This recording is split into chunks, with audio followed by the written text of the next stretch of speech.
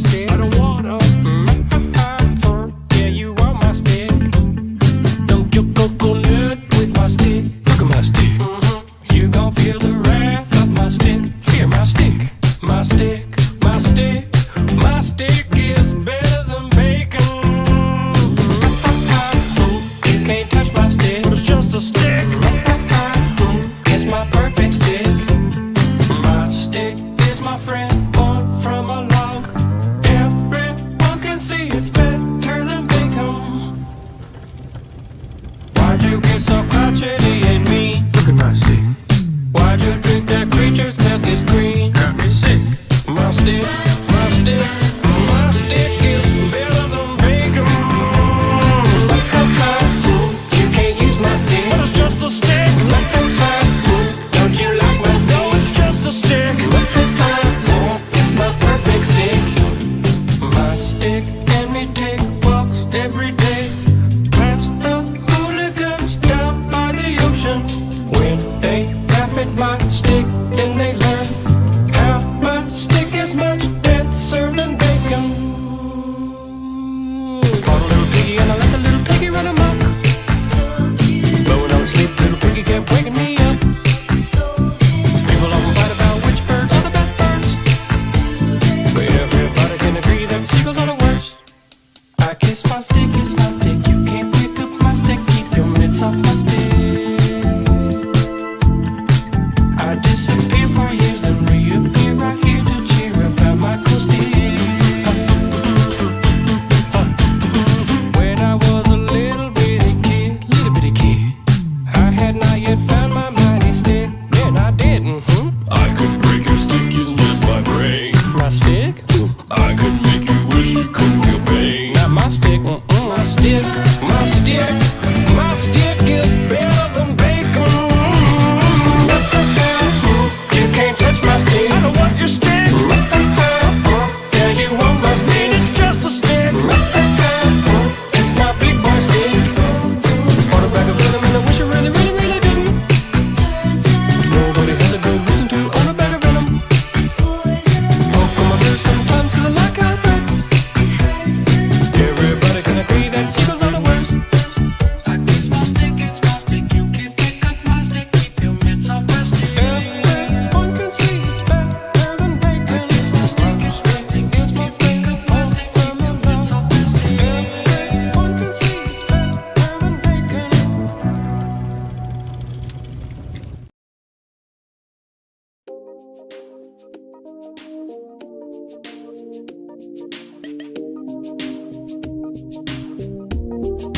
Do not wear that outfit again. Check. But if you wanna keep your spleen, because I want to fit in. Sorry, you're just not terribly important to me. Did you know that Whitney Houston's debut her phone #1 single song? Did you know that Christy, there are no girls with good personalities? I don't think we should see each other anymore. It never was supposed to be.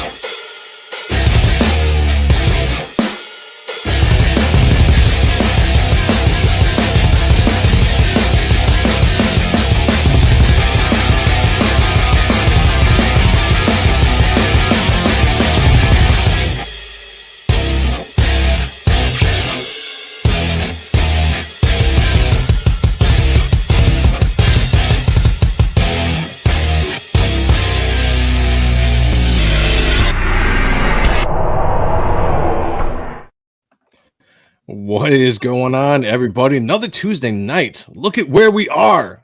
Kayla, what are we doing here? About to look at some really cool art, and I'm super Mm. excited. This is the point of the month where I'm always very excited about looking at comic book art because it is a week after Mark Silvestri's new Batman book just dropped. And again, it continues to be one of the best reads, in my opinion. Not that I read a lot of the mainstream books out there. And I'm thoroughly enjoyed this issue. I can't wait to jump into it with everybody in about 15 minutes or so. It definitely is the best Batman comic book out there right now. So yeah, story-wise too, we got to talk a little bit about that when we get into the book. I know we get lost in the art a lot, but the story is really well done. I like the science behind it. Like there's a lot of if you guys have read it, again, spoilers, if you guys haven't read issue 3, we're going to look at issue 3 today. Not that I want you to leave the chat or anything, because obviously I want you to stick around and watch the show. The one thing is, though, it's the art will kind of be spoiled. But see, the whole thing is, I guess it does spoil the story, because Silvestri is such a good fucking storyteller artistically. Like if you took all of the words out of the book, you would still understand what is going on. So 100%. not that that's a bad thing, but I guess it would kind of spoil it. But the story, when you read it and you see how scientific he gets with things and everything. That's the thing that impressed me. Oh, it's so impressive. It's amazing. So it's to the point where it's like, shit, I should have thought about something like that in my book. And now I'm like, now I got to think of something like that so I can copy my mentor. I don't think you need to do that, because I'm aware of some of the things within your universe. So I don't think you need to do that, because you have some really cool things that are going to blow people's minds. Yes. So, one day I need to talk about it more. I had a message, by the way, on my Twitter today from a friend just reaching out with some really kind words. I'm not going to disclose what it was, because it was private between the two of us, but it was very motivating to get a message like that first thing in the morning. And also it kind of made me think like I need to talk about my characters a little bit more than I do. So I'll try to get into it. I might have to have an entire show just dedicated to where I'm talking about the book. I feel like I've been telling you to do that. Yes. Well, you have. Yes, you have. You have. You were probably the first. I don't know who was first, but Mark was definitely second. So, hail, Mark. Good to see. We got Past Master Dan in the house as well. Nicholas Gear, the man. What's going on, brother? Jaro, good morning. It says, hail. I always confuse Billy Tan and Philip Tan. Which one drew the Spirit of Teo or Teo? I answered it. It was Billy Tan, and Mark Silvestri did the cover of one of the issues. Yeah, he did that image book. You're not alone, though, Jaro. I did that for years. I confused the two for a long time. Oh, we got Tentacle. See? Welcome to the show. It can start now. Best name. I love it. Love saying it. We got Hail the Lore in the house. Hail to you. We got Jay from Desolate Soul Studio says, yo, what up, everyone? My stick is better than bacon. It is. That it is. We got RJ in the house. Hail to you. Hail. Wise Guys Entertainment. I got Seagulls. Yes. This is the best, man. I love those intros. I'll get new ones going at some point, but I just absolutely love. Like I sit here and I get set for the show. I just jam out, maybe smoke a little bit, listen to these intros. Like it gets me ready for the show. I love it. Stipley and Vaughn in the house as well. Hail, good to see you, brother. Saw your video the other day. Thank you for the shout out as well. If you guys didn't know, Reaper Destroyer crossed $56,000 the other day, and we are less than $700 away from 57K. So that's very exciting. Hail to everybody that backed. Thank you to the backers that have backed so far. It's continued dream come true. Astro Zombie, member of the channel. Hail the chat. Hail to you, brother. Good to see you. Joseph Pantalone, Dipstick. I like this guy. Tarks9, member of the channel as well. Hail to you. Let's see who we got. Did I miss anybody? Edwin is in the house as well. Hail, peeps. Hail. Good to see you, brother. Let's see. Mike McMahon, my brother. Wow, so hot. You're pretty. Yes. I'm not going to be pretty for long when Sean is back here. So I'm going to enjoy my last day of being pretty, because Sean is going to come back and take she off. keeps saying that, which is a real blow to my ego. Because when Sean and I were doing odd and stuff, we were always talking about who the better looking one was, and I was like, "Of course, it's me." You know, and now that really hurts my ego, and we got. we'll deal with that. We'll deal with that. Thursday, by the way, 8:00, everyone. The return of Ott and Stuff. Sean Ahrendt, you've heard a lot about him. We did the fundraiser auction for him. Will be returning officially back in his role as co-host at Ott and Stuff. I have so many different shows. Ott and Stuff on Thursdays, and then he will be back here. He'll be joining us on Tuesdays with Appreciating Comic Book Art Live too, and that's going to be great because we'll have two artist perspective and a writer editor perspective. It's going to do awesome. Hail Henry Beam, it's good to see you. We also have eccentric. Hail, yeah. eccentric, eccentric. How do we pronounce that? I don't know. I'm gonna go with eccentric. That's what I'm gonna say. We got here on the steadfast. I like that picture he has there. Phil Diaz in the house. What's good up, to see you, Phil? brother. We got Jaylee in the house as well. We got Bordeaux. Good to see you. Got Survive Infinity 0088. Rick Saylor, another member of the channel and one of my brothers. Appreciate you being here. Good to see you. Dennis Kelly. What's up, Joe? Kayla in the chat. Hail to you. Hail to you. We got the Voyager 47 as well. Hail. Thank you for being here. Got a lot of good people in the chat. Good to see you all. Thank you for being here tonight. I think we got to the bottom. Let me see. Yes. Oh, Jeremy Burtz just popped in. Hail, brother. Good to see you. All right, we got some fantastic art to look at. But before we do, I got to give a shout out because I went to pick up my daughter today and I noticed that there was a package on the front porch. I'm always very excited when packages come.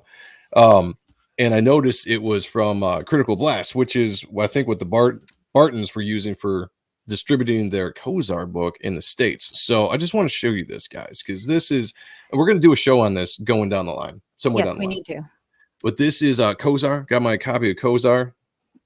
Beautiful looking book. I have to say, this is one of the best looking books in CG.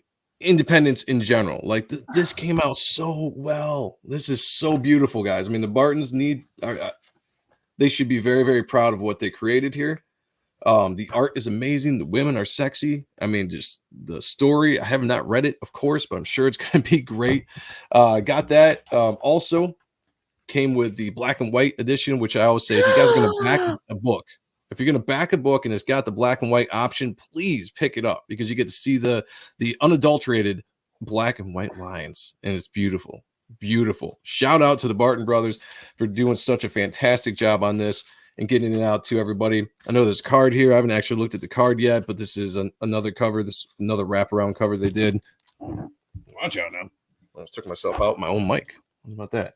I'm still waiting for my copy. I can't wait to get it. Also got some really awesome pinups here, or some prints. I was kind of glaring out here. Gorgeous. Yeah, but the production value. Good. Oh my God. The production value on this campaign is so solid. Look at that. Dan that is an ode. That is an ode to Frazetta right there. Oh, 100%. Yeah. Yeah. And then that wasn't it. That wasn't it because I was wondering why the shipping package was so big because usually they're not. Also, these 11x17 prints came with it. Look at that. Look at that. I don't even know what I backed from their campaign. I don't know if I backed just the black and white or I got one of each. I don't know until it gets here. I honestly couldn't remember either, but when these came out, I saw them and I was like, fuck yeah. Wow, that's so gorgeous. Oh my God. Barton Brothers knocked it out of the fucking park, guys. Follow them, whatever they're doing. Kozar 2, whenever that launches. Go get Kozar 1 if it's still out. I believe it still is available to get. Yeah, look at that black and white. That's amazing. I feel like they just keep leveling up everything that they do. They do. I see Phil in the chat. It's like, the Diaz brothers and the Barton brothers, they both, I mean, they're putting out some awesome, amazing stuff right now. Inspiring, because it really does inspire me as I'm making my characters, my art, my comics, to see such talent and stuff hitting the ether out there with everybody. We got Wolfer in the house. What up? What up to you? What up, Wolfer? Khan's Comic Pit Stop says beautiful package. That's what they all say. Yep, heard that one before. I knew you were gonna say that. Of course, it was right there. It was right there. How can you just let that? Can't just let that one go. I think We got Matt in the house as well. What up? Good to see you. But I just wanted to give a shout out to Corey and Clayton for putting out such an awesome book. Just keep an eye on those guys for everything that they do. It's just really cool. I was blown away by the production of this, and I can't wait to read it. I will read it at some point. I promise I'll get around to it. But just flipping through the book was awesome. We got Chimera in the house that I see. Yeah, Chimera's in the house. I have a package from Chimera I haven't even had a chance to open yet. So Chimera, forgive me. I'm going to open it on a stream. I got like 5 packages here. I was telling Joe earlier. I got to open them at some point. Got Leandro in the house. ANS. Let's go. Which stands for Otten Stuff this Thursday at 8. Tune in on this channel. It's going to be fun. We're just going to have a chill stream. Welcome Sean back. We're going to have friends on. And just shoot the shit. And then starting next week, we're full-blown Otten Stuff show again. I can't wait to get Sean back. He's excited. It's gonna be awesome. It's gonna be awesome. All right. So we got 2 things going on. We're gonna look at the Silvestri book, Batman the Joker, the Deadly Duo, issue 3, which is fantastic. And we'll talk about that as we're looking at it, as we get into it. And then the second part of the show, we are going to be Efapping a live draw. Well, not live drawings. Drawing that was done years ago, but by Philip Tan drawing Kayla's favorite character, the Dark Phoenix. I picked it specifically for that, and it's an awesome drawing. So stick around in the second part if you really like art, you like the creation of it, and watching it all come together. That is definitely something that's going to be fun for everybody. So, all right. Here we go. We're going to jump into this right off the bat. And guys, if you've read this, please let me know if you're enjoying the series and what you think of the story, what you think of the art, what you think of the book in general. And if you haven't read it, I encourage you guys, go out and find this. You will not be, it'll be well worth it. One thing I have to say, like, I love the production value on these books. I was at the store the other day, actually last week, and I was going through, just cruising the shelves and just picking up random Marvel and DC books because I wanted to see the quality wise, because these quality, by the way, this is the variant, the 1.5 variant, which is awesome too. Just had to show that off. But a lot of modern day comic books now are cheap as fuck. Like the paperwork or the paper is just, it's like cheaper than when I collected comics in the 90s, early 90s. But these books are not. These are like premiere covers. They're kind of like cardstock covers, and the paper's a nice paperweight on the inside. So like these are well worth the price. But some of the other stuff, I was just like, man, cheap. It's actually insane because companies like Behemoth are putting out better quality books than some of the quality in the big 2. Who else I'm thinking of too? Behemoth, definitely. They surprised me with some of their quality of their books, actually. Got Gifted Rebels in the house. Hail to you. Thank you for joining us. We also have John Snowden. Oh, yeah. It's in my box. All of them. Good. Go buy it. Go buy it. Go buy it and look at them now. Hopefully this won't be spoilers, but we are looking at issue 3. So the perspective there with the bats and everything is so amazing. I continue to love how he draws the Batcave in this book. It's very just organic. It's much more of a character than in maybe previous depictions. And there have been a lot of fantastic artists that have drawn the Batcave. But one thing I want to bring up, guys, I was telling you when we first started reading this book on issue 1 to pay attention to the Batcave, because Mark Silvestri himself said that it's a character in the book. And as the series goes, and we're halfway done, about the halfway point of the miniseries, he said the cave is going to start getting smaller and smaller as he draws it. And this is the first time I kind of noticed that the cave is smaller now. So that's just something to pay attention to going forward. There's an Easter egg that he himself put out there. Yeah, if you look at the shapes of it, it's more closing inward. Yes. Yeah. And that's brilliant storytelling. I love the chapter breaks there. It's pretty cool. So this picks up where Batman took the place of the Joker and found himself in the middle of a decision on trying to decide which one of these people are going to live or die. And it's I love this. I feel like story-wise, this was really good. And it made a lot of sense, I think. It's great. I love how he does it because this is very much like Batman meets Seven.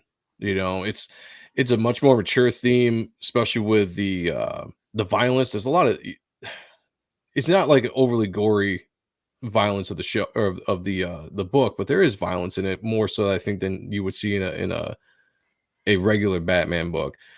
This scene was a perfect scene because it sets you up thinking that one thing is going to happen and then the opposite happens. And what I love about the story, so far is that he is being outsmarted a little bit by the bad guy, by the villain of the story, to the point where he does need to have a team in the Joker. And it's kind of cool to see Batman put in a position where he is actually, in the mystery right now. Like, so this scene, spoilers, he doesn't save the two people. And I thought that was a brilliant move. That was a brilliant move to kind of show storytelling with a little bit with the development of his character and the villain of the. Well, did you the notice book. something too? What was the boy's name? I missed it. Hold on a second. Let me go back here. What was the Sure, boy's that's name?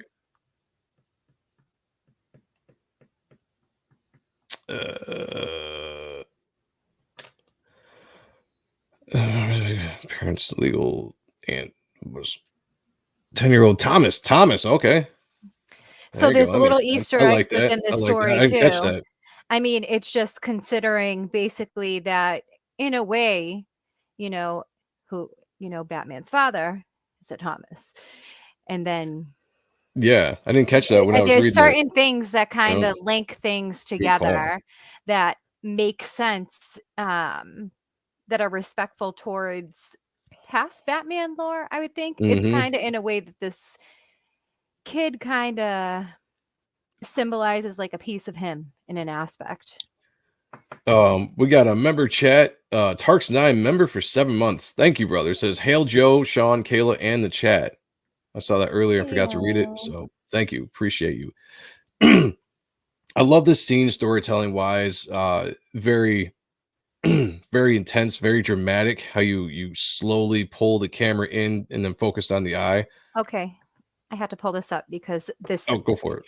Jay Desolate Soul said something that I agree with wholeheartedly. He said that I think the difference with Silvestri's Batman compared to the others is the eyes. He has a very dark presence, which what he should have. Yeah. Good And call. I agree. There is something that he does with the eyes within the Batman character. I Got love it. Amanda B in the house. Hail, darling. Good to see you. Yeah, just the entire way that he draws Batman is unique, I think, in a lot of ways, compared to what's being depicted now. It's definitely his Batman, and I honestly think it's a correct version of Batman. This is a Batman everyone wants to see. Yeah, We want to yeah, see Batman being Batman. God damn it. yeah. Well Saying. put. Batman being Batman. This is a macho book. This is testosterone driven. I mean, it's definitely Batman being Batman. But I don't know what this. Go ahead. also, I think that he also shows the humanness of Batman a lot in this.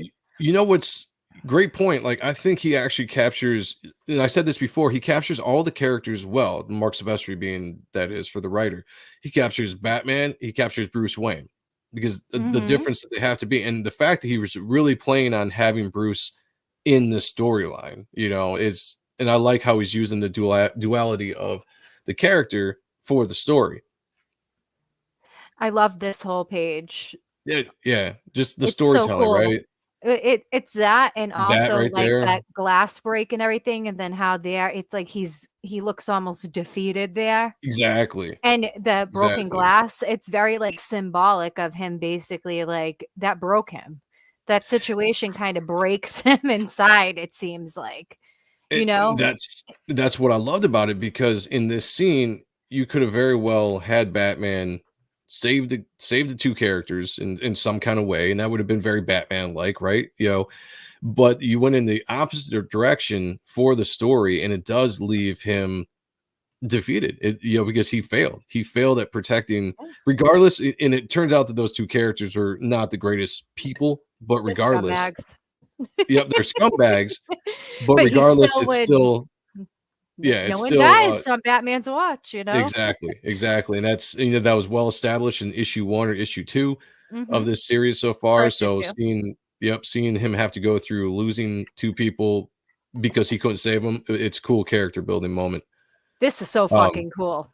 I'm sorry. yeah. I didn't mean to cut you off, but No, I you're right. like from a reader's perspective, when you read all of this, how Silvestri breaks down things scientifically is Yeah. fucking genius. It's amazing. That's what I I, was saying. It made me feel a little bit jealous reading it. I was like, man, I wish I was that smart to be, spewing out stuff like that, like science stuff. And I'll just say this. the He creature always gives a design's special, cool. yeah. The whole idea behind the creature is really cool. Oh, it's awesome. But he gives a special thanks to Matt Hawkins in the book on every issue. And I gotta say that I feel like some of this stuff probably comes from Interesting. Matt Hawkins, because Hawkins is always very scientific. I've never been a big fan of his writing, but he really leans heavy into research and studies and stuff like that in the scientific field because he puts them into his comics. So I feel like that might have been something that he went to Matt for help writing it or whatever. But regardless, it's really cool and it came out very smart. We got Dennis Kelly in the house says Silvestri doesn't even need words on this page. Yeah, that's something that Kayla and I were talking about. Like this, honestly, the entire book is so well story told through the art that you don't really need the script that much. Yeah, I mean you could look through this much like I would and completely enjoy it without the story. The colorist did such a phenomenal job on these Oh, these I love this. pages here. That. I love that right there. But Yeah. in the colorist, like the colors that are used really makes it pop and enhances everything that he's done. Because normally sometimes I think a lot of stuff with ethnicity and even like a subway car, it's kind of boring to look Oh at, yeah, for sure. you know. Depends on how it's drawn, but But yeah. the top two panels, the top panel is extremely interesting on that page, and just like how they flow down. The storytelling is phenomenal. I mean, It's this incredible. is I feel like yes, you can. For me personally, it's so hard to separate both in this book because the Mm, story is so fucking good and the art is yeah. so fucking good at the same time. It's a I it's a just perfect marriage, honestly. It's the perfect comic book because it's the best marriage between the story and the art. The art is great, the story is great, everything brings you in and keeps you wanting more. The way they end the books, how they keep the mystery going.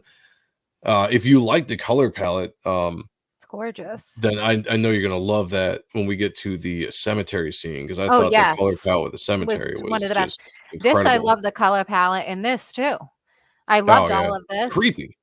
It's Oh, I creepy. love this. This is a Batman, like I said, it's like Batman meets Seven with horror elements. This is very much a creepy horror Batman style story. But because Batman is such a dark character, it fits so well within his world. That is just awesome. I, I remember seeing that. Let me see if I can pause this real quick. this is insane. Yeah, I love That's this. so trippy. Love I love this. that. So there is actually like it looks like how he made this basically is that he looked at there's like certain I'm trying to think of the word. It's a certain type of like it's sacred geometry Hail that Sarah GM. he created this shape out of like sacred geometry. Could be. I have no idea. I've never really looked into Well, that, it's but like absolutely could be. it's very, very interesting actually. But this is just so fucking cool. Oh, I have a visitor. Hold on. I'll be All right right. back. John said, great to hear you all enjoying a new book that I was already pumped for. It's like the darkness all over again. Yeah, and I've said this before, like this, yeah, DC is putting this out, but this is really much, in my opinion, a Top Cow book.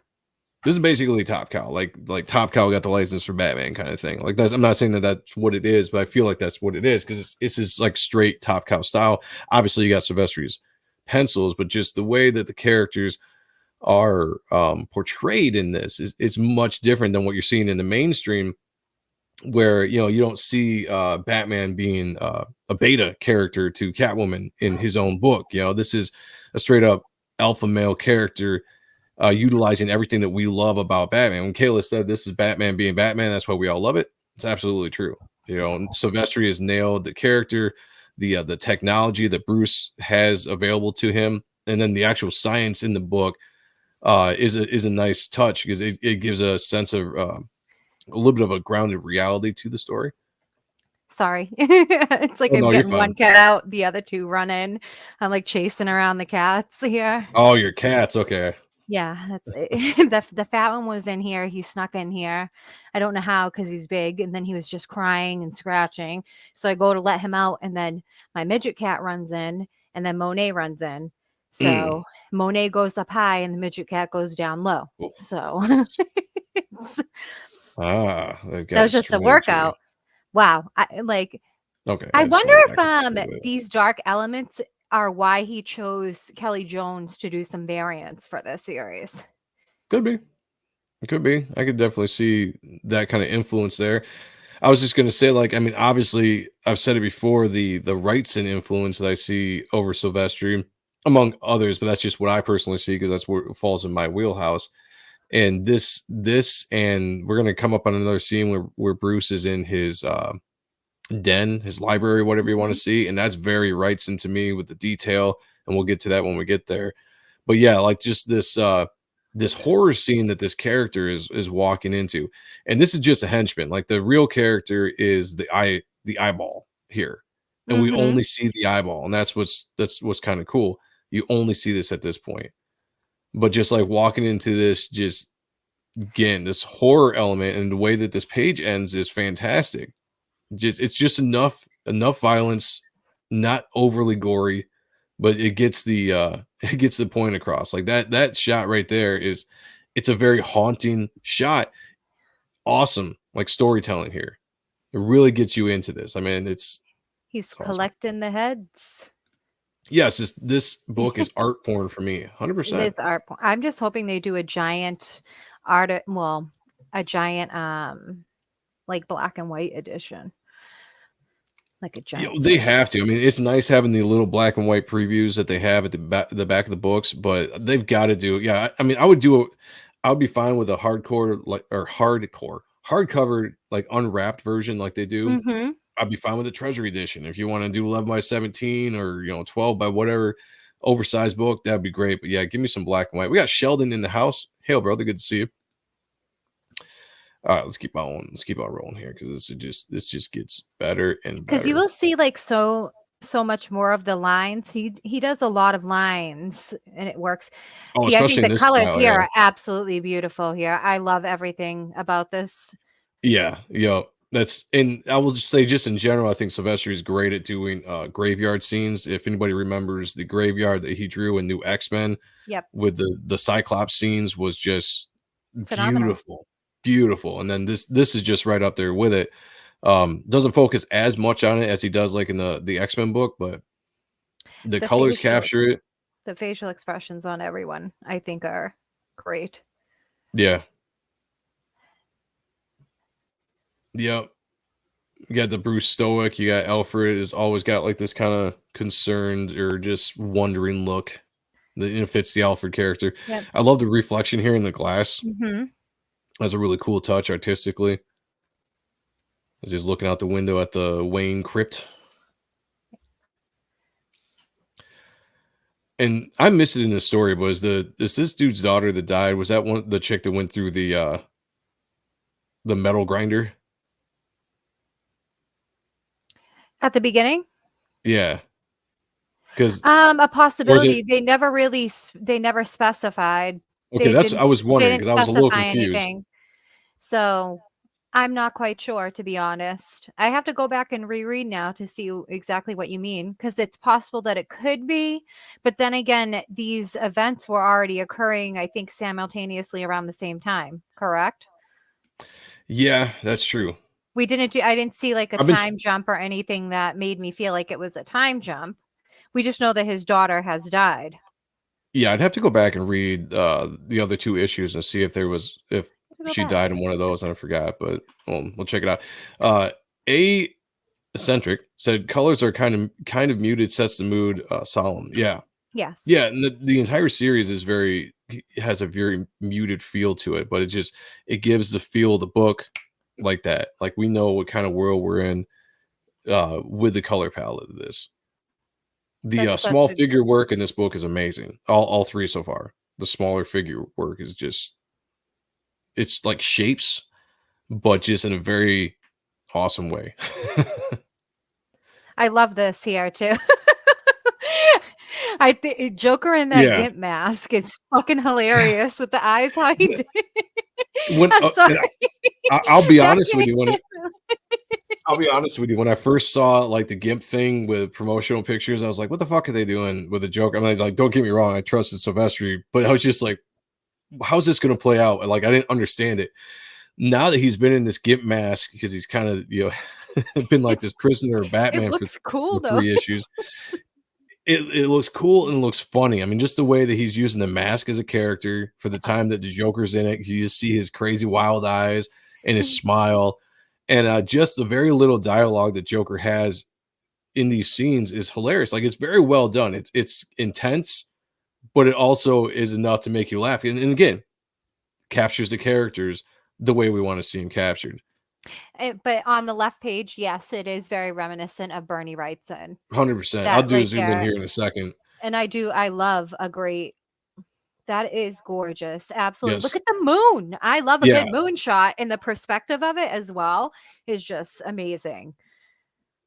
I feel like that's what I should just say. It's just amazing. Just amazing. I Yeah. mean, I'll I say it a say bunch it of every week. times. It's amazing. It's Yep. amazing. Like I feel That's so why we look at these. repetitive. That's why we look at these books every month because I mean it's very rare that something hits the mainstream that I'm this excited about to want to go out on a monthly basis I'm gonna and cry actually when get it into the ends. story. Yeah, it does suck. It does suck that it's only 7 issues and it's going to be over, in a few We have months. 4 issues left. It's depressing. I don't even want to Yeah. think about it. Why couldn't he have had like 17 issues, 27 issues? Right. Yeah. Give us a full year run. That would have been, at That least would have 12 been issues would nice, have been awesome. 12 issues would have been. God damn you, Silvestri. I know. But this room, yeah, so when I saw it right off the bat, I was like, this is like, Very, right very up there, rights in detail. I mean, he actually went through, guys, and drew the fucking books on the shelves. I love You that. you could have just done some lines to indicate some books were up there, just because your eye is going to fill in detail, especially when it's that small and it's in the background. But he went through and he got the books on there. He's got he got the window, but he's got a painting on the wall, a second set of chairs and stools or whatever that is over by the window, the drapes. You got like this globe thing over here on the right. Looks like a father or grandfather's clock by the fire. The fire looks awesome. That's a hell of a lot of detail in that tiny little panel. So It's so good. Bordeaux said that it's okay to be critical too. That perspective is a bit off on that last panel. Which panel are you talking about, Bordeaux? You talk about the moon panel? Because I to don't know. me, I feel like it's how someone would be looking at it if they were standing, looking upwards. But yeah, here's the thing. Are we talking if we're talking about the moon panel? Because to me, that's like someone standing, looking upwards. The moon is and at an angle. The moon's not always straight over you.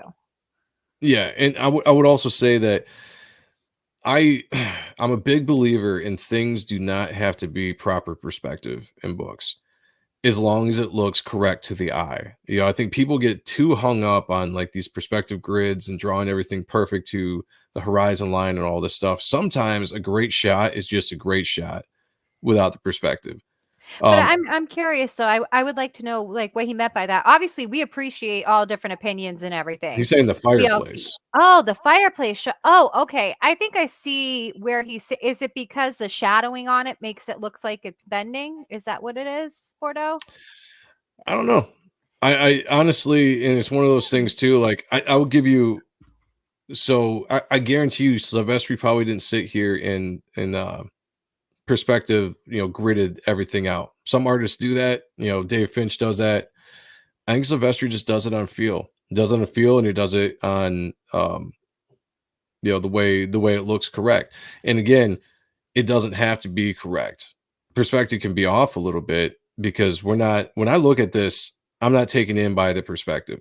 I'm not trying to see like, all right, does this line meet this line? Does this vanishing point hit here? Is the picture cool?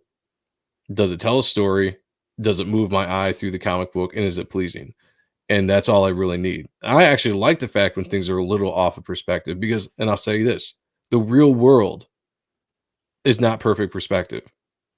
If you look at a cityscape, you take a picture of a cityscape, not every single building is leaning the exact same way because it's on uneven ground, blah, blah, blah. The real world is not a perfect perspective. So Only pyramids. yeah, well, there you go. I mean, there's some things, but like, the real world's not that way. It's just, it's not.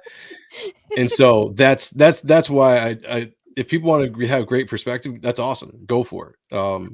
I The agree with more the this better. comment too. The Victorian aesthetic is on point. Oh yeah, Absolutely. yeah. It Good does call. have that Victorian This entire Gothic book has kind of that. look. Yep. Yes. I love this. Him, the face. I mean, the fireplace. No, it's okay. I see what he's saying about the fireplace. I think it's the shading, though, Bordeaux, because if that's why we need to see how the book looks in black and white, because it's, and that's your opinion. No one's hating on you for your opinion. Oh yeah, We all have not different at all. opinions. Not at all. eh, I You just like know, to He's just give you're just yeah. explaining your thing. Yep. But no, I think it's basically how it looks here. It's the shadowing here, the shading on the side of the fireplace. I think that's what I could see how someone could think it looks off, because the shape that it is, the shadowing there, and then you have the shadowing down on the floor. I could see how someone could think that it looks off. And Yeah, then I mean, the way that it protrudes from the wall, I can see what he's saying, like on like the angle that it comes out and how we're seeing the angle that we're seeing it as compared to the rest of the I room. feel like we have to see it in black I and get what white. you're saying. I get what you're I saying for get sure. exactly what he's saying. What I was just saying is like that kind of stuff doesn't bother me. So like when I see that kind of stuff in books, I actually kind of like it. And one thing I like about Silvestri is, especially in this book, I don't know how much actual rulers he uses. There are obviously places you can see where he uses rulers for straight lines, but I think he does a lot of this freehand, and it gives a organic energy to this particular art style that he's doing with this book. It's Okay. not perfect, and that's what I love about it. So what Bordeaux said, it's a lighter line on the lower mantle, but it still looks fucking awesome. I'm simply making the point that yes, it's amazing, but it's okay to critique too. Oh Yeah, no, yes, it's a definitely, good definitely. observation. Good I think it's a good observation, Bordeaux. observation. We appreciate that. We like knowing everyone's different opinions about things. Like I like this bottom panel a lot. So Yeah, when John brings up chair looks off, chair looks off, forward forward lean from the bottom and back high. I see. and again, you're probably right. But To I me, this love is it, like he's and in it looks fucking cool. hell. He I looks like say he's a it devil. looks cool, and that's all that matters to me. I've never been a huge guy on like the perfect perspective, but yeah, I did want to stop it on here because, by the way, hail John, good to see you, brother. Been a second. Oh, John, so Sean is coming back. Sean's coming back this Thursday. We're doing Odd Stuff Return. Sean's coming back for the first time at 8 p.m. You are more than welcome to jump on if you have the time and you want to say hey before the Jack show. Let me know. I'll send you the link this Thursday at 8. But yeah, I love this. I love this shot. I just I really love do. the Like, it's fireplace perspective. one. Yeah, where the camera's at. Like that's just, especially when going into the next scene, right? It's almost like he's going into hell, like you Yeah, said. that's a When yeah, you that's think what I'm of where saying. you're Like going to the next scene for storytelling wise. it's like literally he's going into hell, or he's like the devil himself and has Yeah. to. Eric Yeah. Weathers. What's going on, brother? I was just thinking about you the other day in all the right ways. All the right ways. Good to see you, man. Good to see you. Yeah, here we go. So I love this some of the expression. Yeah. all right, absolutely. Absolutely. I will do. I'll send it probably a little bit before the show. So just keep an eye on your DMs on Thursday. Yeah, It looks this so wacky. I love it. It's so creepy, but so wacky at the same time. And it's kind of like right. he has, how can I put it? It's kind of like the Joker has his Batman mask now in a way. Like I I love don't know. I absolutely love this scene in the book. Like it's just no words for the first 3 panels. They're just kind of staring at each other. Joker's got that stupid fucking Joker grin on his face with his Like gimp how he's mask, sitting with his knobby knees and everything. He's That's just sitting in exactly like this how I perfect. picture the Joker, though. Like Yeah, just like so lanky, and I love it. And then you see all of Batman's muscles. yeah, It's just absolutely. Absolutely, Eric. Even all the I love ripples it. down in the clothing and everything, all it just looks phenomenal. The side profiles of each of them too are very interesting. Mhm. A great contrast between the characters the way they should be. You got the Joker being very Joker-like and how he's sitting, how he's looking. He's just like, Batman is very stoic, very just kind of, because this is his interrogation room. So if you guys haven't read the book, I guess he has an interrogation room and this is it. So this isn't very much kind of an interrogation. They start with just this basic staring contest that they do. it's like, stop fucking around, Yeah. like, I'm not fucking around with you. It's almost like he's sitting there trying to figure the Joker out. Look how dark Batman looks. And that's what I love. Yes. Batman looks fucking dark, demon-like. The Yes, I love Joker's just over here, creepy, but just fucking goofy. it looks You so know, funny. I love it. and I love this too because the tension was built up. And for so long, they're sitting there not saying anything. And then the Joker's just like, so. And then you see just that pisses Batman off much more. Even And he more. just follows it Like, up with, how was your day? And knowing what we just saw Batman go through over the last 24 hours or whatever, with everything that he dealt with, is just, I mean, that's like, my day was yeah, fucked up. that was Like, fun, you great don't even storytelling. know. But then in a way, I bet he kind of blames himself as well Yeah.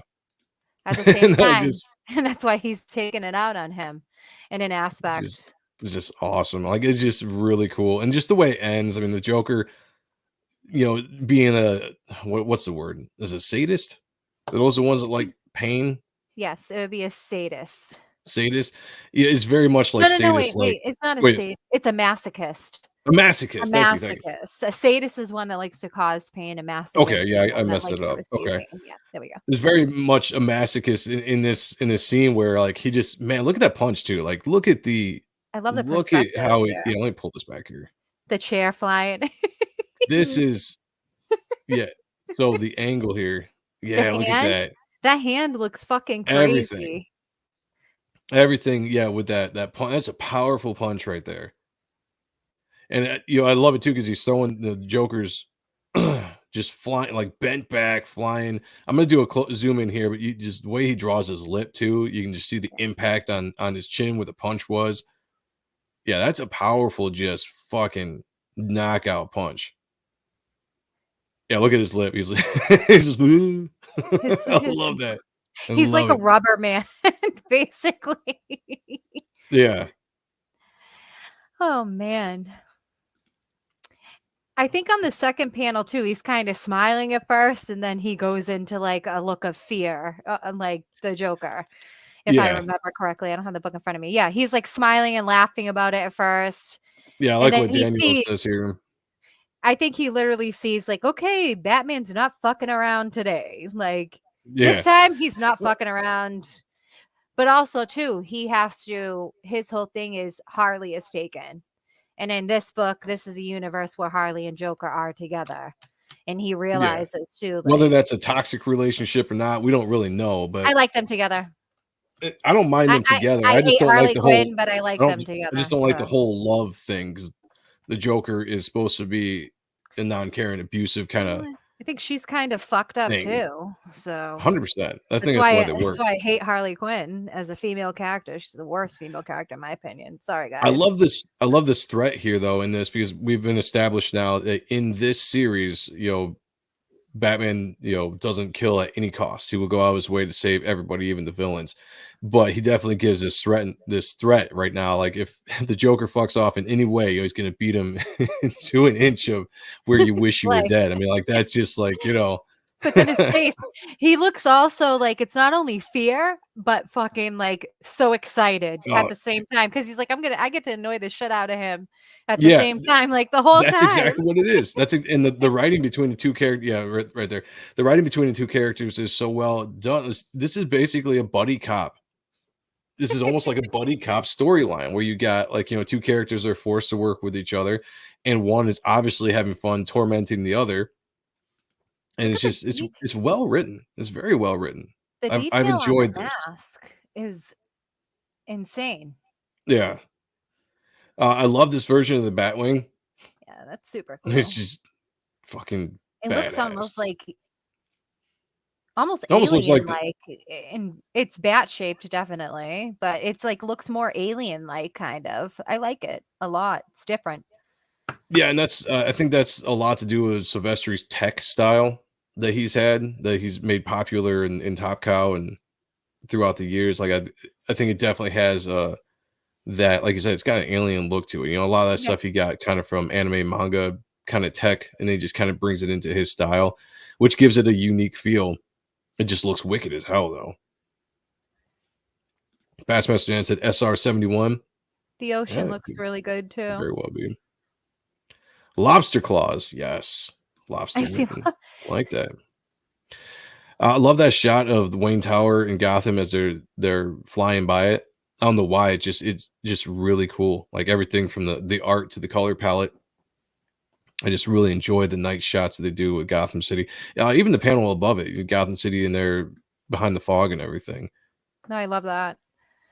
Yeah, With great swoosh there in the ocean.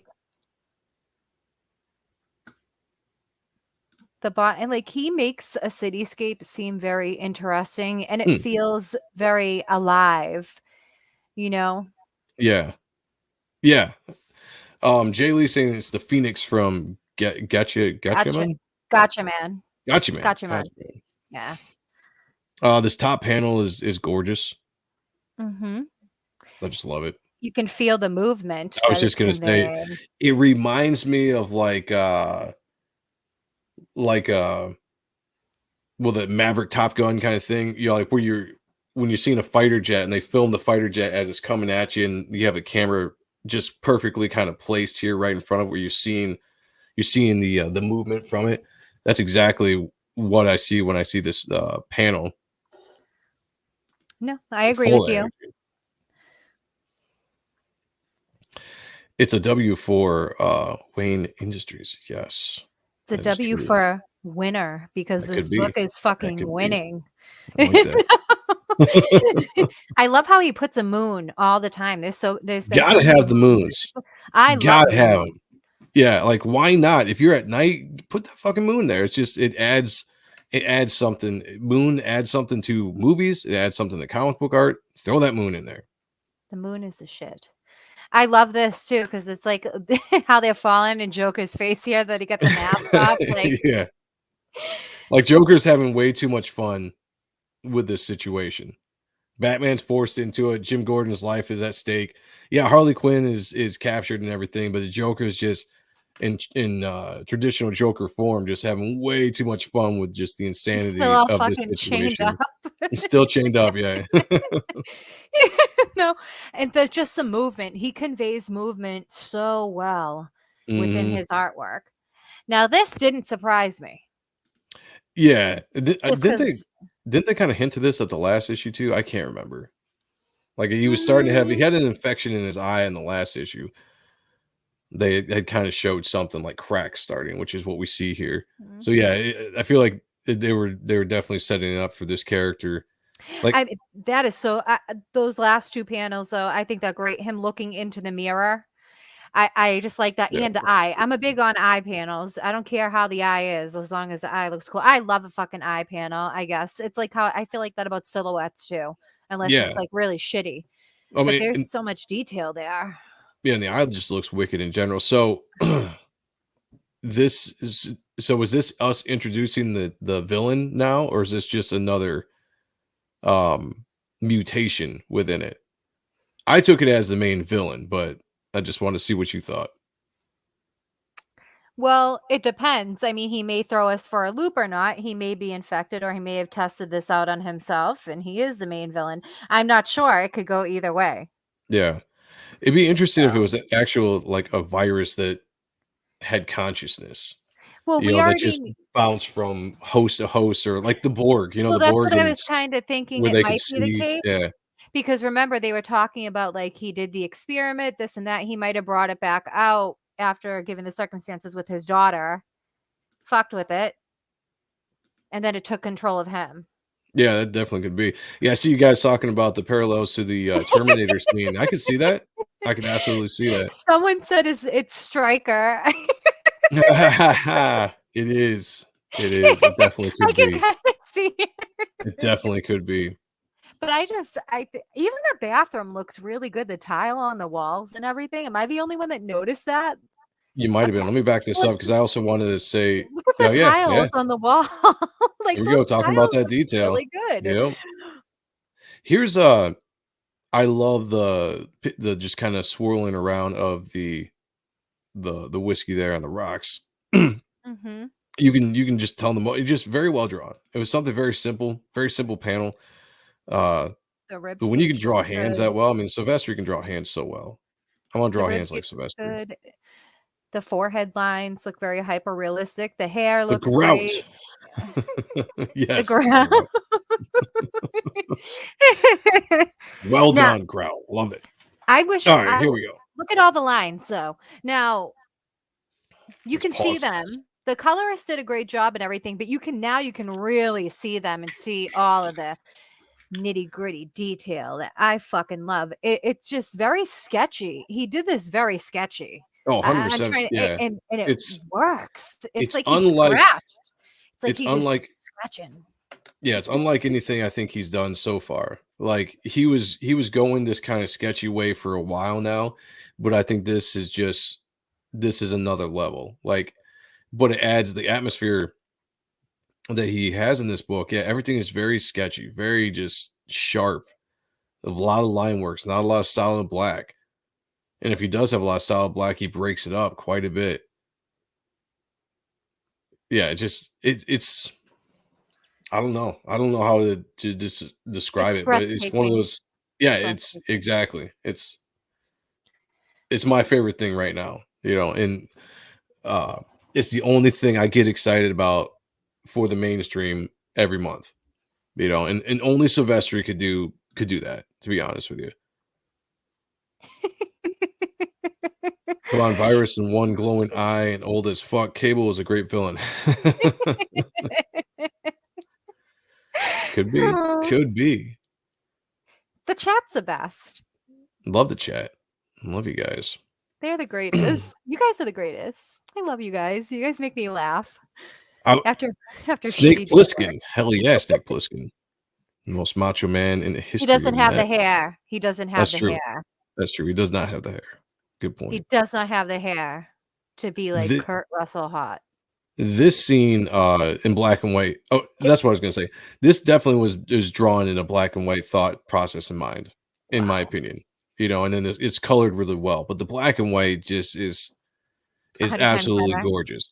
Yeah, when you see this, the second to last panel on the page there, where he's kneeling in front of the broken glass that he was trying to break, you just have this awesome, just spider webbed break of the glass as he's just standing or kneeling there, defeated.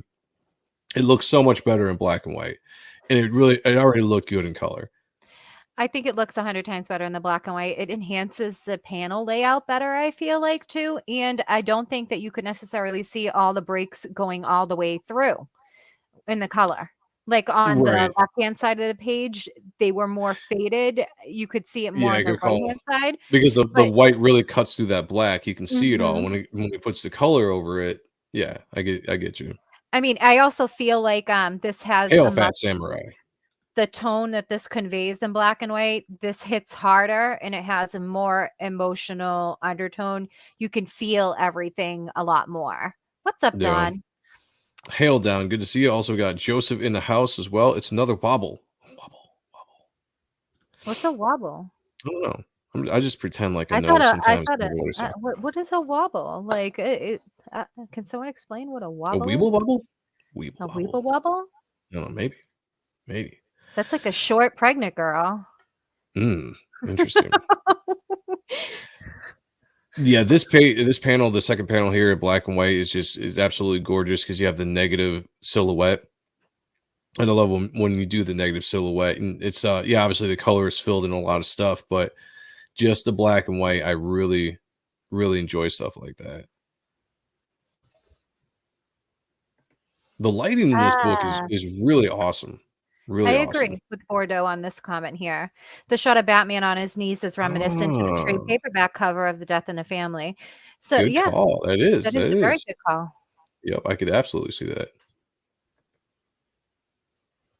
Yeah, I love the again. This was drawn, in my opinion, to be black and white. It needs to be black and white Needs because to be just the black. way that he breaks the light with the dark contrast in these scenes is incredible, in my opinion. It's just enough mystery to what we're looking at, but the eye fills in everything that we're seeing. We know where we're at, you know? The cross hatching, Oh yeah, I love it. and then he's doing this thing where on the other page, like it's not exactly cross hatching. It's I don't know what it is. It's hatching Ah. Oh yeah, definitely on the hatching. down lower. Some of this kind of like that other page there where we have our villain character, Mhm. kind of reminds me of. Do you remember being a kid and they used to make that black paper and you used to take like it used to have like a picture and you used to have to scratch it. I don't know if there was like when you were a kid or anyone knows what I'm talking about.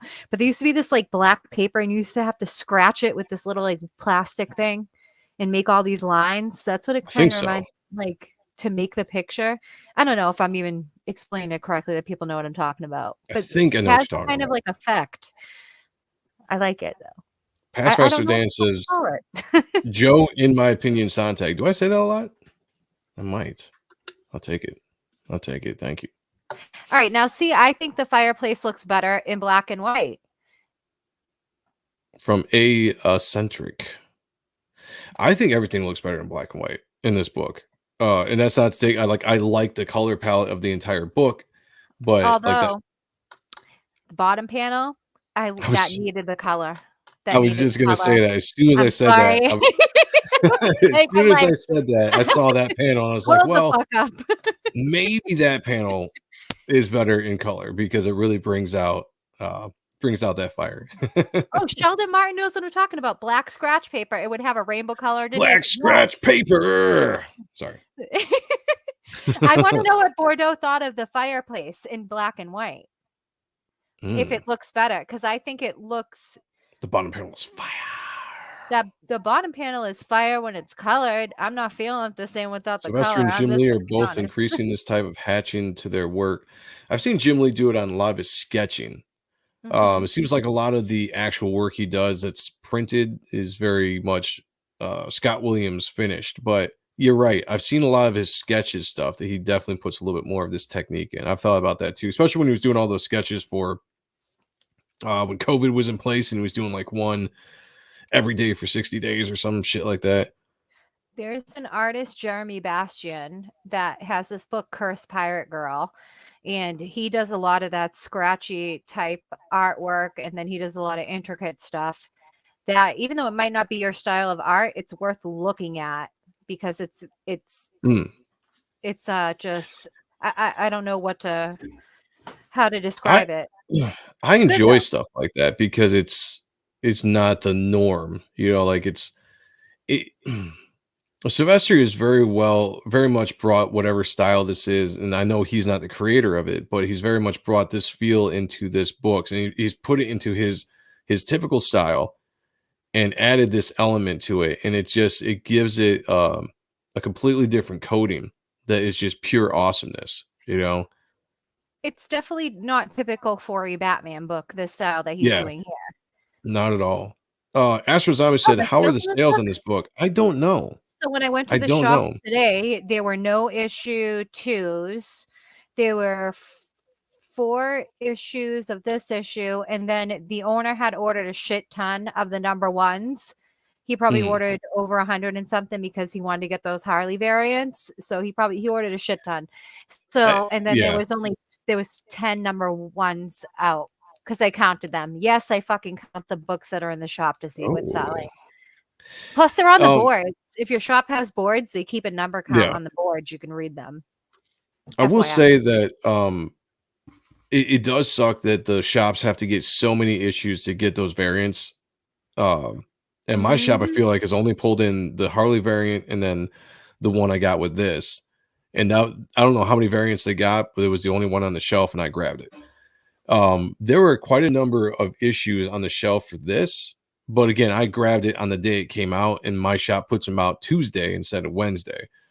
But I went back there to get um, that Ronin book that we'll talk about here in a second. and I saw quite a bit on the shelf too. Not in a bad way where it's not selling, but just it makes I wonder. I'd love to know what the sales are because, and I've said this So before, this is what I'd like to see out of DC putting stuff out. And if people buy this, it might be a wake up call that this is what people want too, because this is a true Batman story. Batman here's the being Batman. problem. Comic book companies don't care what the fucking shops sell. They don't. They only care about the shop orders, what the shop orders. That is Yeah. the issue. However, they have a new return policy. Diamond is doing a new return policy. So basically, with that return policy, that means that if you're ordering certain books, I believe that have a certain thing and you want to get a certain variant, some of the books are non-returnable. Okay. So that means there might be less orders of a certain variant because they know they're not going to move it if they're not returnable. They've changed their return policy.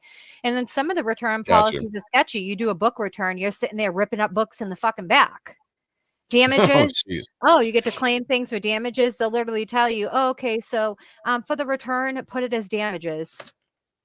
Wow. I've seen it all. That's the way to do it, I guess. Astro Zombie said my shop never got the variants. I think they only ordered a few issues over the pull list. So I guess it probably depends on. a smart shop will only order for their subs because you're not always guaranteed nowadays to, if especially if your shop is in a location that doesn't get a lot of foot traffic. That means that you're going to sit on all those books if your shop isn't out going to work cons all the time. And when you go to cons, a lot of people aren't wanting the newer stuff. They want the older stuff to get graded, or they want things that are already graded. Whatever the case. I mean, I could talk about shop stuff for a really long time and we'd be here for You would a have the week. inside knowledge on that for sure. So, yeah. Sheldon But- says I bought the Harley sketch variant. The last sketch variant I got was when Sylvester head sketch variant of 100 Killer 11. Nice. Very cool. I don't know. Henry says, who was it who recently said the reader isn't the customer, the comic shops are the customer? This is the problem with the I'm comic not book sure who that said, industry. but you yeah. No, this is literally one of the biggest problems with the comic book industry. Whoever said that, that is the fact.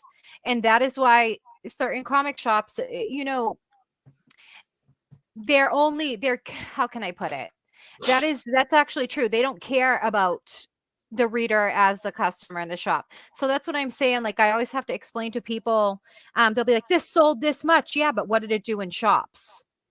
Because just because Right.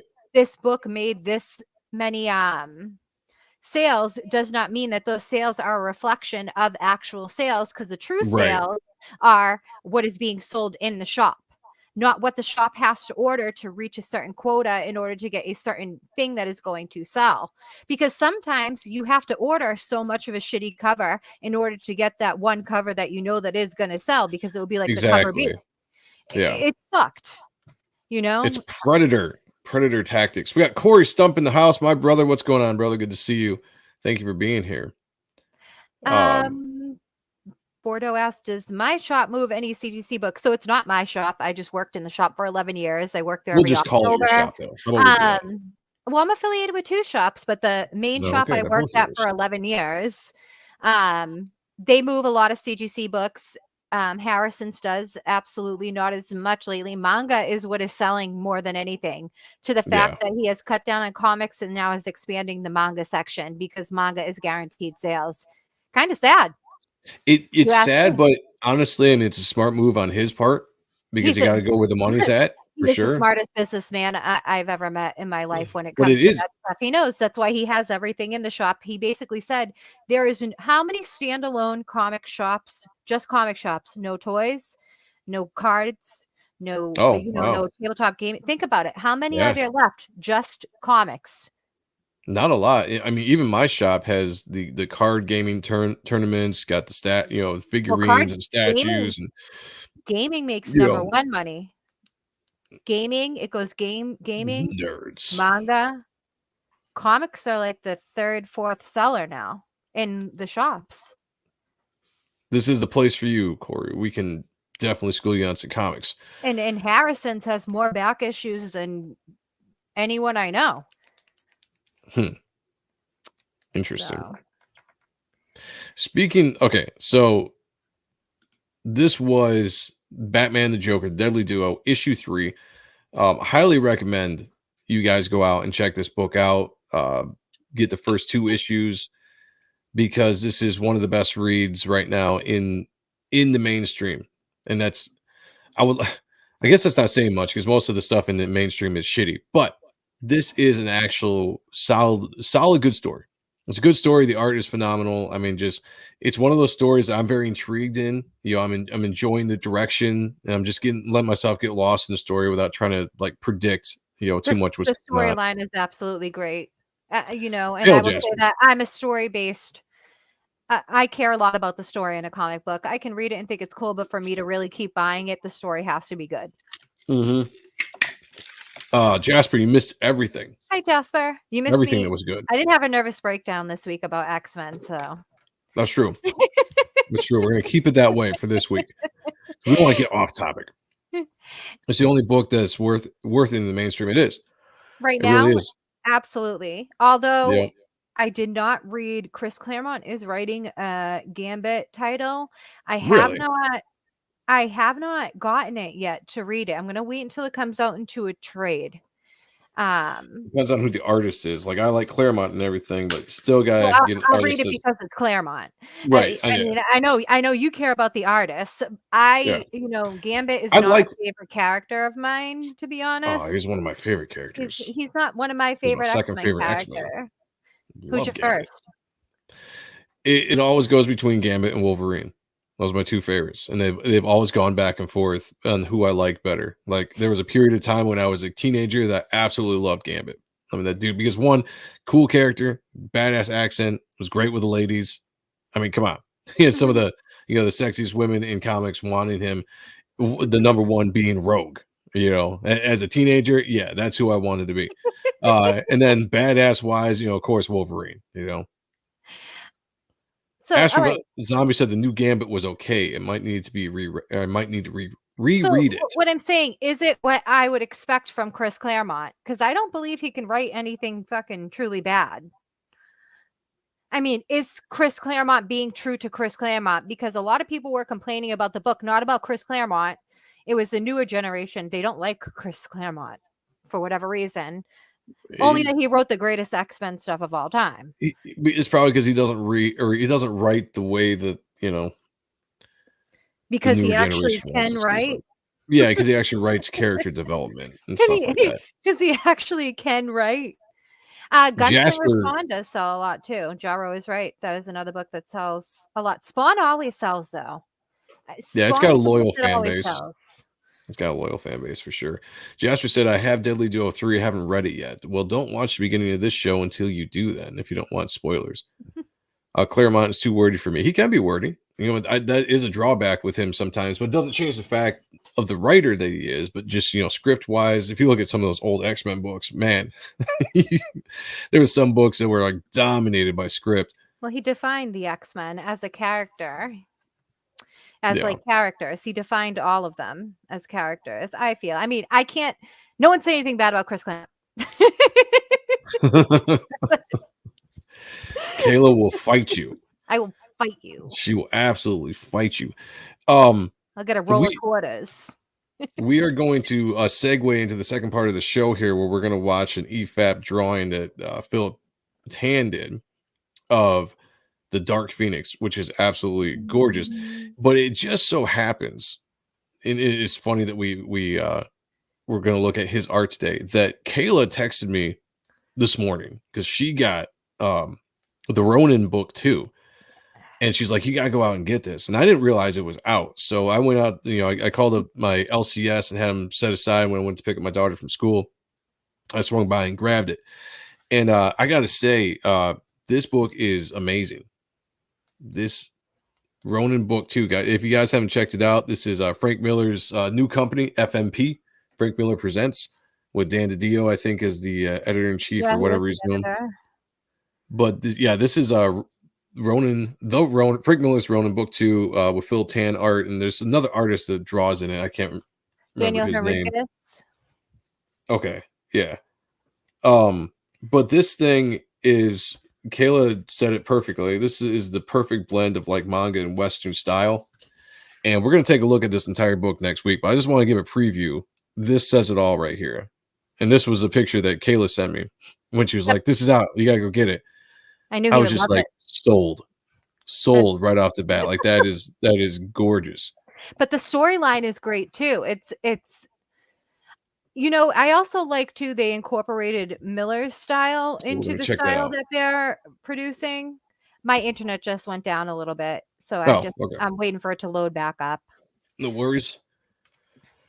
Jasper says I have Ronin 2. I need to read it.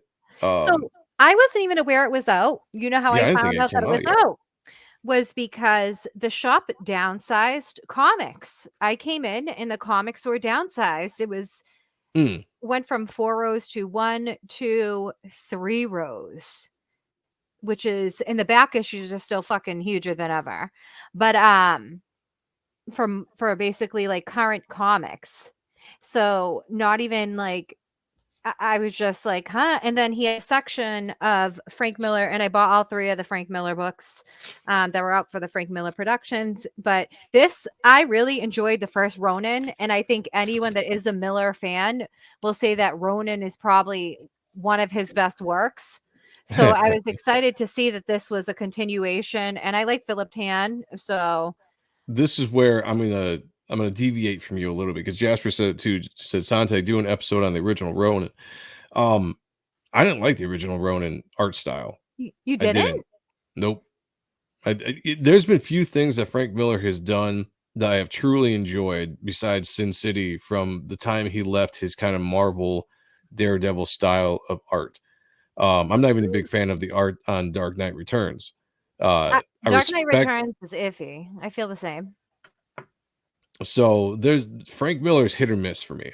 I like him. I like Frank Miller. I respect him. I respect his place in comic history, his stories, and all that kind of stuff. But his art is hit or miss for me. Um, Sin City, I'd love to do something on Sin City because that was groundbreaking with the black and white, with the splashes of red and stuff like that. But yeah, for some reason, Ronin 300 things like that were just Really? never my favorite thing from Frank Miller. Sheldon Martin from 9.99. Thank you, brother. Appreciate you. Says cool stream, guys. Makes reading this comic more fun. Listening to your commentary page by page. Well, thank you, brother, for being. We Jasper says appreciate that. unsubbed. I mean, it depends. You There are guys, people that are fans of like Miller's Wolverine style, his Daredevil stuff, and there are yeah. some people that don't like the other stuff that he did. Hey, I art is like it because it's subjective. unique. Yeah, It's art is unique. absolutely subjective. Just because I like something or dislike something is not saying it's bad. It's just it's like music, like a lot of people love Tool. I can't stand Tool, not that they're bad, very talented musicians, songwriters. It's just not the kind of sound I want to hear in my earbuds. So We definitely yeah. should take a look at his Wolverine run though. That's Oh, something. I love the Wolverine I run. love his Yeah. Wolverine run and his Yeah. Daredevil run too. And see, that's what I'm saying. Like that's the Frank Miller I love. Wolverine, Daredevil, like that's the style I love. And if you guys know me, I'm not a huge fan of when artists go drastically different styles throughout their careers because I fall in love with a certain style, and that's kind of what I want to see. Unless it's Silvestri. And you call yourself a comics fan. Hail Joe, I'm with you on Frank Miller. I find his people too ugly. Yeah, he doesn't. I mean, the Marvel stuff he did, great. Loved it. But yeah, he doesn't draw attractive characters, blocky sometimes, bad anatomy, just whatever. It's just a personal opinion I think I have on Miller. I like all of Miller's stuff. Yeah, that's awesome. I like Miller's stuff too. So, but Yeah. no, I don't like all of it because that Dark No Knight Tool, 3 I'm master, unsubbed. that Dark Knight 3 master race shit. I'm sorry, he was Well, wasn't the Dark Knight 2 or whatever really the fuck it was. garbage too? That Wonder Woman, horrible Wonder Woman cover. I didn't even. I don't know Yeah, she's what ugly. the fuck it was. The body proportions, they were not sexy. See It was you're I proving can my agree. point right there. You're proving my point in just of what me personally, what I don't like about Frank Miller's more modern stuff, I guess. I like Ronin though. I love Ronin. So Jasper says, then you're a fan of Klaus Janson and David Mascherelli. I mean, I love like Klaus them. Janson. There's a difference to me between appreciating somebody's art, liking the art, and being a fan of the art, right? There's a lot of artists that I like. and then there's a number of artists I'm actual fan of. And when I'm a fan of an artist, that means I'm collecting all their work. Just because the art's good doesn't necessarily put me into a category. I'm like, yeah, that's a must get, But we And all have again, one artist that can do no wrong. For me, it's Art Adams. right. And for me, it's Silvestri. Exactly. That's perfect way of putting it. We all have one artist or a couple artists that can do no wrong. My second would be John Malin. Thank you. John, if you're in the chat, that was for you, buddy. That's for you. Just picked up the original Ronin books. You're gonna love them, Very Phil. cool. Very cool. You're gonna like the storytelling in them. First 3. Yeah. That's what I thought. DK2 was really bad. Yeah. Phil Yes. is someone that can appreciate the story that Miller has within the Ronin books. I think just because Phil is a very talented writer and he's very versatile. So Lost Pages, everybody, go check it out. Everything else that he has done was fantastic as well. And also the future writer on the new Pit, whenever that comes out, we are all waiting with bated breath for that to come out. Yeah, the Wolverine was amazing by Miller's. We should look at that. I gotta find it somewhere. That's the kind of stuff I really dug for sure. I remember. But anyway, regardless, everybody go check out the Ronin book too, because getting back to the original part of what we were talking about, Philip Tan's art on that is great. There's another artist on there that does very well as well, but it's just beautiful looking book. We're going to take a look at it next week. So again, spoiler alert, next week we're going to take a look at that entire book and just kind of appreciate the awesome art that is Ronin book 2. I just went and just showed Joe the monster in the book. I texted him and I knew that I was like, he has to get the book. That's it. And I've been waiting for the book to come out. I've been seeing Philip, posting stuff about the book. I didn't think the book was out yet. So I was extremely excited when Kayla texted me about it, because I was like, yeah, I'm gonna go get that, because I've been waiting for that artistically wise, and I love Philip Tan as an artist. Astro Zombie says Malin also thinks Malin can do no wrong. That is true. That is true. Khan's Comic Pit Stop says, Joe, I will stick with you as long as you never change your intro style. It's not often I immediately warm up to a song, but my stick from Loving in the Bushes is good. It's weird as yes. Thank you. That is what I'm saying. Yes, Pit by Keown and Diaz coming soon. Oh, the world will be right again when there is a Pit book in our hands, is all I have to say. Miller's DD pencils are a mess. Jansen drew DD. Well, whatever. Whatever it is, I dig it. And sometimes it takes a good combination of a penciler and a really good inker to bring something together. And if you want to throw the inker in there, I will give Scott Williams as much credit as I give Jim Lee on a lot of stuff for producing Jim Lee's style, definitely in the 90s. So if there's a good inker behind a really good artist, you come up with an awesome progression. Yes, PMD got a meeting with Dale this week. Yes, it's awesome news, man. I'm so excited. Get rolling on that shit, dude. I need a new fucking Pit book in my life soon. I've been waiting 20 years-ish, over 20 years for a new Pit book. Let's go. I'm so excited. All right. We're going to segue here into our drawing portion, guys. A lot of you have really enjoyed these drawing videos, and they're all throughout throughout YouTube. They're videos that I really looked into when I was getting back into drawing, because I just love watching artists draw. So we are going to do this. Maybe not every single show, but I've really enjoyed finding this. This is the second time we've done it. So we're going to look at Philip Tan drawing the Dark Phoenix, which is one of Kayla's, if not Kayla's, favorite character. And this is an awesome drawing. So we're going to jump into this. We're going to try not to zone out. We're going to try to keep on talking, because I know last week we were watching and neither of us were talking for a second because we were watching the drawing. So if you guys he's already penciled some things, so he's at the inking stage basically, because I can see some pencils there. It looks like he had a light pencil that he went maybe with a kneading eraser and erased it. Now he's going over with a mechanical pencil. So this is interesting to me. And basically rendering it out. So this video didn't have the from scratch, but we get to see the fun part, which is the rendering. Yeah. Hair. Yes. I mean, Jean Grey is my all-time favorite character, and I love every iteration of the Phoenix. That is a Jean Grey Phoenix, meaning like the Phoenix of the White Crown, Dark Phoenix, regular Phoenix. Yeah. I love it all. I love Jean Grey as a character. She's my favorite. Basically, what they did was they took the weakest female character and made her her a badass, the most yes, powerful godlike. character. She is the life force of life, like basically the life force of the Marvel universe. Life and death itself, right there.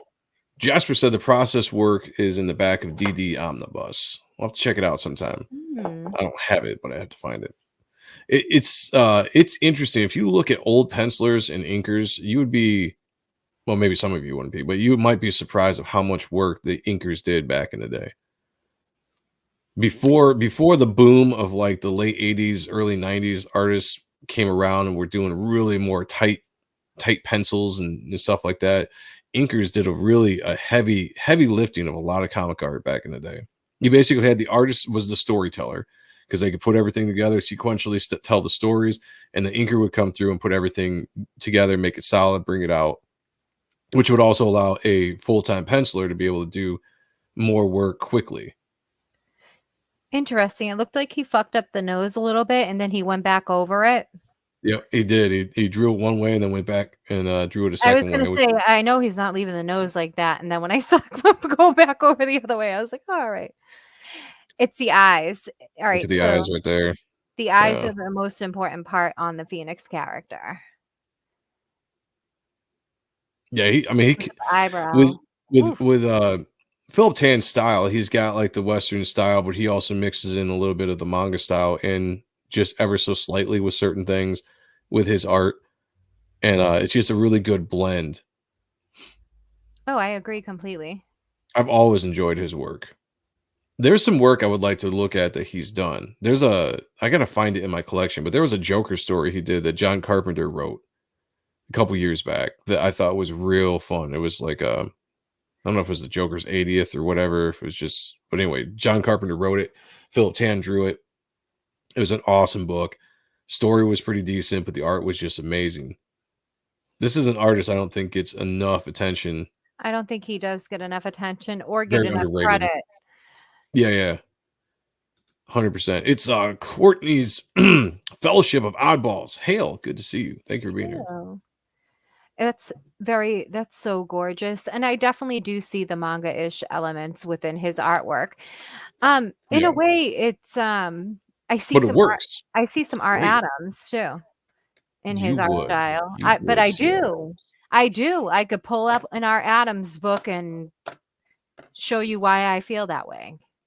So. And you did before we went live. I did. And you said, "Oh, I kind of see it." I did. Yeah, just giving you shit. I love how he's just rendering out the hair here. Just shaping it out, but just it's like it's gorgeous, flowing, sexy, powerful, especially when you see the end result of this sketch. Those are some big 90s boobies. Yes, the best kind. The best and only kind. Gotta have them big titties. I just want to say it's comics, baby. Fat Samurai, I can see Adams too. Jaro, the face has got some Art Adams in it. You guys just made Kayla's favorite list right there. Congratulations, everybody. Who doesn't like Art Adams? Does anyone? I like Art Adams. Yeah. Not like Art Adams. Please tell me so I can unfriend you. Blocked now. I like some of his older stuff than the newer stuff. But again, I'm never a big fan of when certain stylistic changes are made that I don't like. When I love the old stuff so much, but yes, shush. He can't do anything wrong. Leave Art Adams alone. Oh, I will. We got Sketch 51 in the house. Ed McGinnis said at one point you needed a good inker to make pencilers look good. I mean, it's a good inker can make a pencil look good. It can't save your art. I was gonna say it can't save your art unless someone is completely aping your work. And then you just basically become the penciler. But if you look at like Scott Williams on Jim Lee, Just look at Jim Lee's original pencils on certain things, especially in the 90s. You can see how much of what Scott brought to the table. Same thing with Bat and Weems for Silvestri in the 90s. When you find a good inker artist combination, go with it, because the collaboration, unless you're very good at inking yourself or you enjoy it, the collaboration I really enjoy between inkers and pencilers. This is one thing I love about. They have to be symbiotic. They have to have a symbiotic relationship. Yeah, there's got to be trust there, obviously, because like certain inkers I work with, I know some of the stuff that they can do and I trust them to do. So I might do something a little bit looser because I trust that they're going to bring it out the way it needs to be brought out.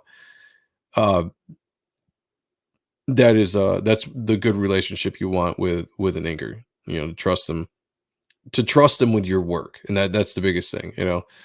Um, this is what I love about Phil's style, or Philip's style, I guess. I love his line work. Love the hatching that he puts into the gradient colors of his work. And this was something I got into Phil a few years back. Like, I always liked Phillips. Always liked his work. But when I started seeing stuff like this online, I really started to fall in love with his style because of the line work. His lines are very clean too, all the time. I feel like they're extremely clean. Even when he does like a messy line look, they still look so clean. They're very tight. Does that make sense? Like, oh yeah, 100%. You nailed it. Jaro said makes sense when the pencilers had to hit a tight deadline. Yeah, back in the day, that's what I'm saying. Like back in the day, the inker's job was to finish. They were called finishers. We call them all inkers, but they were finishers. Embellishers, finishers, because they would go over the loose drawn art. Everything would be there. The foundation of everything that they needed to finish the art would be there, and they'd bring it together so that the artist could hammer out so many pages a day, or whatever it took. Things changed a little bit in the late 80s, early 90s, maybe even a little bit before that with certain artists, where you started seeing more tightly drawn pencils, and inkers would come in and they'd still finish those out and embellish them, but there would be a little bit more of the imprint of the artist on it than there had been in the past. And that's not taking anything away from anybody. That was just the way that the industry worked. Yes, this is the kind of rendering right here, just the work. It's similar to kind of what Silvestri does a little bit, but it's completely unique to, in my opinion, to what Philip does style-wise. And it's just fun, all right? Doing stuff like that is just fun because you get really carried away when you're rendering out shapes like this and shadows. It just becomes really fun as an artist. Did I lose Kayla? No, I agree with you completely. I'm getting to the point where I'm mesmerized again, all the little cross hatching and everything in the waistline. So that's what yeah, exactly. See, I'm trying to give commentary so we don't just zone out. Oh, that's the problem because the problem with these videos is I got to make sure we don't zone out and there's just dead air. I don't think it's always bad because the chat is going off here. So yeah, chat's doing great. Khan's Comic Pit Stop said, so is a penciler basically a draftsman, and who gets to take ownership of the art if there are 3+ people working on an image, if each are bringing more life to the image? Well, typically in the industry, there was a split in art. The penciler would keep the majority of the art, and the inker would keep like maybe a third of the art. I think they do a 2/3 to 1/3 split of the art back in the day for original art. I don't know how it's always done. A lot of times now people ink from Blue Line. So back in the day, they used to ink right over original pencils. And when you did that, you did a 2/3 to 1/3 split of the art so that each person had enough art to sell, I guess. But the penciler still got the majority. Yeah, this is just, yeah, this is beautiful, guys. it's absolutely gorgeous. I'm waiting to see more of the hair, to be honest. Yeah, the body shape is so gorgeous. I love her proportions. Mhm. I'm curious to see what he does with the legs and the thigh area and what he's going to do with her arms as well. Because right now I can't see what he has penciled a little bit. You know Oh, what yeah, though? yeah. I zone out a lot watching people draw because I'm very curious into the techniques that people are using. Because when I edit artwork, like if I'm editing artwork for someone, I like to be able to take Know what what you're I physically see and be able okay. to explain how they could make something better, if that makes But sense. no, it makes sense, and I also agree with eccentric. It absolutely, it's um, I don't think I don't think I could just watch anybody draw. Like you have to be good. You have to Well, I do don't wanna something see that's someone do shit work. right. Yeah, exactly. Like yeah, yeah. But yeah, Everybody watching somebody draw or watching somebody ink, even watching somebody color. If you watch some of the digital colorists color in Photoshop or whatever program they might be using, it's really fascinating. Like, I love it. Like, I really get into the process of making comics. Obviously, I'm an artist making my own book, but I really just love the process of comic books from penciling to inking to coloring. And if I can watch somebody do their thing, one, it only helps me out because I can pick up techniques and I can pick up different reasons why people do stuff, or or I see a technique that I hadn't seen before and like want to really try it because again, like all that line work looks fun. I started doing a little bit more of that stuff within my work, not crazy like this, but just simply because shit like that looks fun. And it is. It's fun to draw. the phoenix looks like That's it would be a challenge for an inker to take on. Oh, I wanna see some thighs too. yeah. Uh, Actually, I've seen him inked very well by Adelsa Corona. Bat has inked him before on like commissions. So I mean, a good inker is going to be able to take everything that's there and bring it out, and they do very well. I mean, they follow the cross hatching, and the hatching style. Um, and it might not look exact, but it looks damn near what it needs to be. A good inker is going to be able to handle anything. I think and Sheldon Martin saying There's the this thighs. phoenix looks like it would be a challenge for an inker to take on. Yes, I think the phoenix is always a challenge for someone to take on because you're gonna have to do flames around her. The hair has to be big, over the top, flowing, lots of movement. Some people can do hair and some people cannot do hair. Hair's a tricky So thing to do. hair is very tricky. I mean, one of my best, like my favorite versions of the Phoenix was Ethan Van Sciver's Phoenix when he Mm, did that run. He did some of the best fucking hair. That was my first CGC book. I got the cover graded, which was the first appearance of Phantom X in the new X-Men run, and it had Jean Grey and it had the Phoenix coming out of her chest and the hair, and he hid sex in it too. I mean, the good stuff. he hid the word The good sex in stuff. fucking hair. Like the hair just looked so amazing. It's truly one of my favorite Phoenix covers. The Thighs thighs bring bring the the boys to the yard. I Just thought it was saying the milkshakes. that too. It all does. See, the one thing about Jean Grey's character too, the legs are very important because she has to have like a certain kind of long, leggy look. And then always one characteristics of Jean Grey Phoenix is thin wrist, thin ankles. Mm, I never really paid attention to her that much. She's always had thin wrists and thin ankles. There's even been like jokes about it in the books. Interesting. I need to read Yes, more. and for such like a dark character, there is like an elegance and grace that this character has in a poise, as dark as it gets. That and she's gorgeous. She is. Again, comic book chicks. Everybody needs to be good looking. Everybody should be good looking. The guys, the girls, they should all be, some kind of good looking. Nobody wants to see ugly people in comics. But the gorgeous women in comics, they should never have gone away. They'll be coming back. In indies, Yeah, indie books for sure. Indie books, they're definitely coming back. I know because I got a good amount of them in Reaper Destroyer. But the railing against the attractive, hot, sexy female characters in the mainstream was one of the beginnings of the end. Mark Brooks hates Ethan's hair. Ethan does I'm sorry, he does some of the best hair. Well, Mark Brooks is the fucking moron.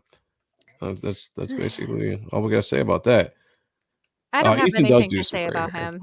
I just have to say I disagree. Ethan does some of the best hair. By the way, hail Roy Cover. Good to see you. No one renders hair like EVS. It's true. I'm telling you, he did some of the best hair on Jean Grey. Art Adams isn't obvious, but Ethan Van Sciver, I mean, his hair, it impresses me. Ethan All does of the some good hair he hair. does. Oh, it's great. Just he gives me hair envy. It's so Of voluminous course, and lots of body and just like my the favorite wave hair artist is Silvestri, but we know this. yeah, I know. And Turner. Leandro makes a good point here. Guys should be handsome, as the ladies should be gorgeous. Anything else Yeah. are either background characters or support characters. Yeah, 1000%. Again, nobody wants to look at ugly people.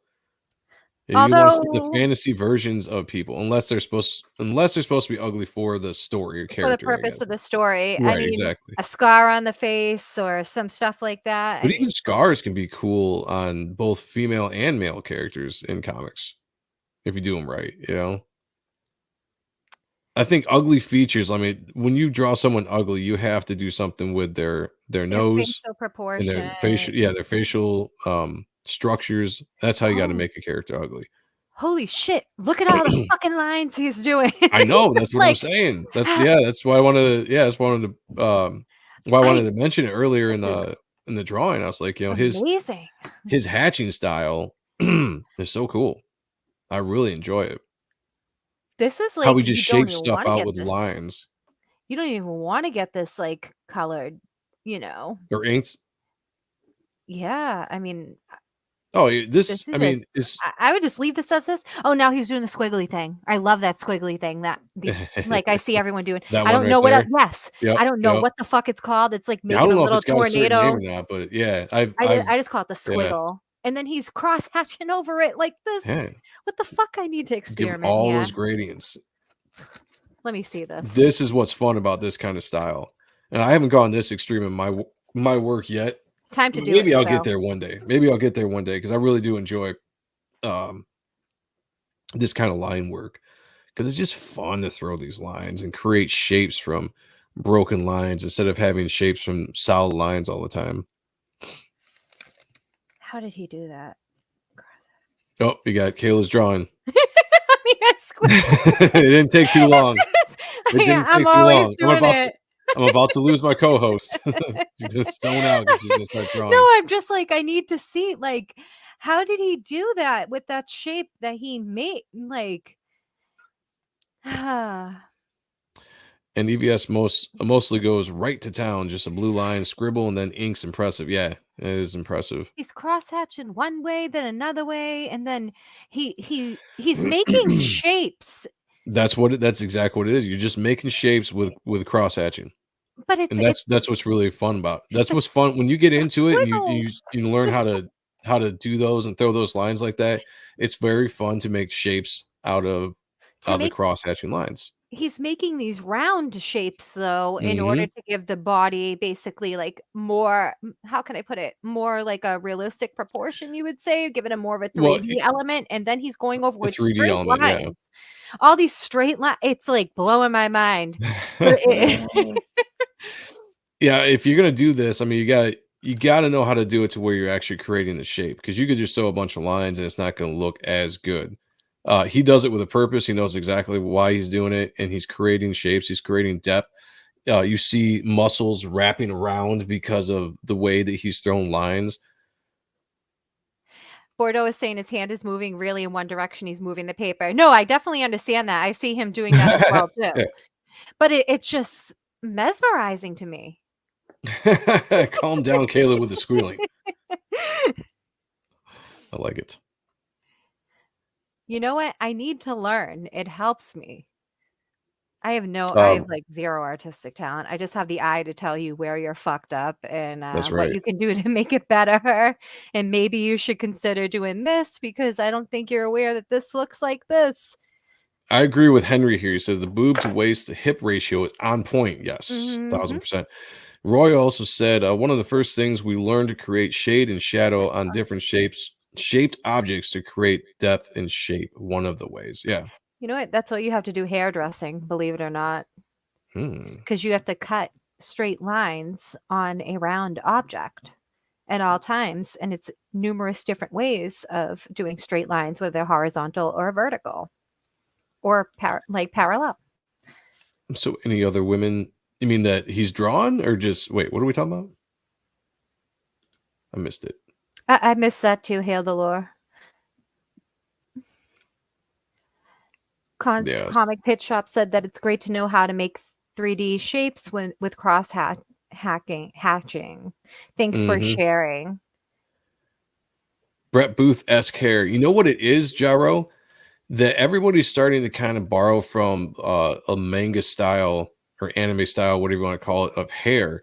Booth has been adding that into, and I can really see the inspiration with certain ways that they will draw. What's the shapes? Booth was inspired by Art Adams though too. He And was. that's a very Art Adams way to do hair. I mean, I could pull up some Art Adams right now. I bet you could. I know I can. We still have to do an Art Adams frickin' day. I keep waiting for you to make me a video and send it this way. You know what it is? When I try to record and I go to upload it, nothing uploads, nothing sends. Interesting. Like I don't know. Like I literally feel like I just have to mail you my books and you can mail them back. And then I will make the videos. Oh, I said yes. I did say that I cannot draw. I can draw eyes. That's it. But I can tell you where. Who said what? If someone does draw, hail the lore. If someone is an artist and they show me something and you ask me what's wrong with it, I'm going to tell you what's wrong with it because I can pinpoint what's wrong with it. That's very true, and I've experienced that myself. Not that I asked her, but she gave her opinion on something I always that have I an drew. opinion. That I drew, and I looked at it and I was like, "Yep, you're probably right." So I tried it out, and she was right. And so I was like, "Okay, I trust you." Yeah, people either love me or hate me for that. I've made, like Spencer will say it all the time. I have made grown men cry when they've Oh. asked me, like, "Oh, what do you think really is the issue?" Spencer will always be like, "Talk to Kayla." So Nice. Sheldon says hair's technique in this video looks like Jim Lee's Poison Ivy hair and Hush. I'd have to look at that a little bit closer, but yeah, I could see that. I mean, I'm waiting to see if he's gonna make it longer or bigger because looking at his underdrawing from what I can see, I think that might be it with her hair. I feel like it should be longer and bigger. Yeah, you're right. It should be a little bit longer for sure. That's just my personal preference, how I picture the Phoenix. Otherwise, it could be Yes. Rachel, with Phoenix, which Yeah, Rachel but didn't she have like crazy short hair? she's had shorter hair. She's had medium length can't hair at remember. points. Okay. And Bordeaux, yes, I'll always give my opinion on anyone's art. Just be prepared for an honest opinion, whether I like you as a person or not. I'm not going to sugarcoat shit. So, Ever catch the X-Men anime? Tan's art looks a lot like that. Yes. Yes. That was some good. The story sucked, but the art was fantastic. It was on Netflix for the longest time. Was it on Netflix? Okay, yeah, I saw it on. It was. They put it on. I think they took it off. I don't see how it could be. It was more R-rated. I feel like they have a Wolverine show too, unless they moved it all on Disney. I didn't like the art in the Wolverine one. I thought that was a little lame, but the X-Men art anime stuff was fantastic. Fantastic. You can actually find a lot of it on YouTube if you look up X-Men anime. I think they got a lot of the full episodes on YouTube that you can check out. But yeah, it was very well done. I'd love to see art like that more often. Looks like he's filling out the hair. Yep, giving a little More darkness to the thickness. fire. It is red hair, so I mean, it's not like blonde hair where you got to go a little bit lighter it is, dark red hair, so you can go in with those blacks a little bit and really bring out the depth. It makes it look thicker, and it's gonna give it more of the flaming effect as well too. We could So do a series called Kayla's Brutal Critiques. We could, but I don't want to make people cry. now I want to be nice Yes. sometimes. Yeah. If I do, if I really saw like if I was really brutal, people would hate me because I'm sure there are people out there that post things and they get a bunch of yes men. I'm not a yes man. Well, I mean, you gotta. I think anybody that's a good critiquer But I could tell can. you how to fix it and I could explain why. Yeah, I would say I think anybody that's a good critiquer can critique and then inform and encourage. I Because don't that's just what you want to do. You shit want to on be somebody. right. You want to be able to tell somebody what they're not quite getting or what they're not quite grasping or what doesn't look right. Explain how they can make it look right, and then also you want Uh, them to go and work on that. You want them to come back like an editor. If you see talent in somebody, you need them to grow that talent. You want them to come back at some point. You don't want to just chase everybody off, which I've run into a lot of asshole editors before in the con although scene back in the day. although I will say there are some people that genuinely they should not be doing art. I'm sorry. I will say it I mean, straight out. yeah, They try and they try and they try, and you could even give them all the advice in the world and tell them and they still won't it won't change and they still think it's good. You have to have a growth mindset. You true. have to be open to hearing some of these things. Oh, now we have the flames coming in. Sorry. But that's not that would be more what Kayla could do coming from an editor's point of view. As an artist, I wouldn't have the heart to tell somebody that they shouldn't be drawing. There are some people that really should not be drawing. I'm There sorry. are. You're a lot There nicer. are. You're a lot nicer than me. Me, after a certain point, and like I would work with someone that is not the best artist as long as they have the potential to grow and they are I love working that hard and hand. they are making changes, right? But however, I will Right, not work with exactly. someone that will not is not trying to make changes and does not have the potential to grow and continues to do the same things. Yeah. And then they wonder why they're failing at it. So Matt says, took me a while to learn how to critique or how to critique in school. After a while, it was pretty cut and dried, pointing out what works and what doesn't. Yeah, there's a way that people can do it though that can be intentionally very mean and hurtful. And I think there are some people that just enjoy doing it because it gives them power over somebody. well, And there I've that's seen a just lot an of asshole. editors. I've seen a lot of editors like that. If you are genuinely trying to critique somebody so that they get better, um, there's a way to do it for sure. And artists tend to be a little bit better at that, I think. At least my experience at cons between artists and editors. Hmm. Just don't bring your stuff to Jim Shooter if you're not prepared. Yep. Old school editors, yeah. Well, I mean, old school back in the day, they let you know. I A met lot that said, man. He's awesome. I fucking love Jim Shooter. He's the ooh, shit, and he's a big man too. I I didn't was see him like, draw that face. They must have skipped him drawing that, unless I missed it. what the No, face we? the Phoenix. No, the Phoenix Oh, the beak. flame shape. Yeah, I didn't see him when he He's been originally did doing that. that. Oh, I've seen He's him do the flame, but there's a beak. yeah. He's usually there is with No, the flames. I know that Yeah. usually there's. I'm saying I didn't see it when he drew Oh, it. I don't know if they skipped it or if I just kind of missed it because we were talking. But I didn't see him. I'm disappointed I didn't see him draw it. oh, I thought he was outlining it. I, I mean, we've been And talking. he very well might have. I've been trying to talk and watch the watch a video without zoning out. It's hard not to zone out, Oh no. but it's so freaking cool. I love this. Wow, I'm mesmerized Interesting. He's by got all this a shit. What did he black out in the top of the fucking corner? I was wondering that too. He does something with it at the end of the stream, which is pretty cool. You'll see him do it. But yeah, like I wonder if this was like a I don't know. I don't know. I don't know why I did it. Hmm. This giant charcoal pencil thing that he's using right here is pretty interesting. You know what's interesting to me?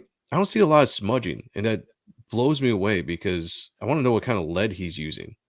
Because I use a lot of lead that Booth and Jim Lee use, but I get smudging with the shit that I use. And he's not wearing any kind of gloves or anything that could cut back on the oils that naturally get on the page when you're drawing, which is what is going to cause a lot of the smudging. This was well done, a lot of line work, a lot of thick areas as well, and I don't see any smudging. Like, it's impressive.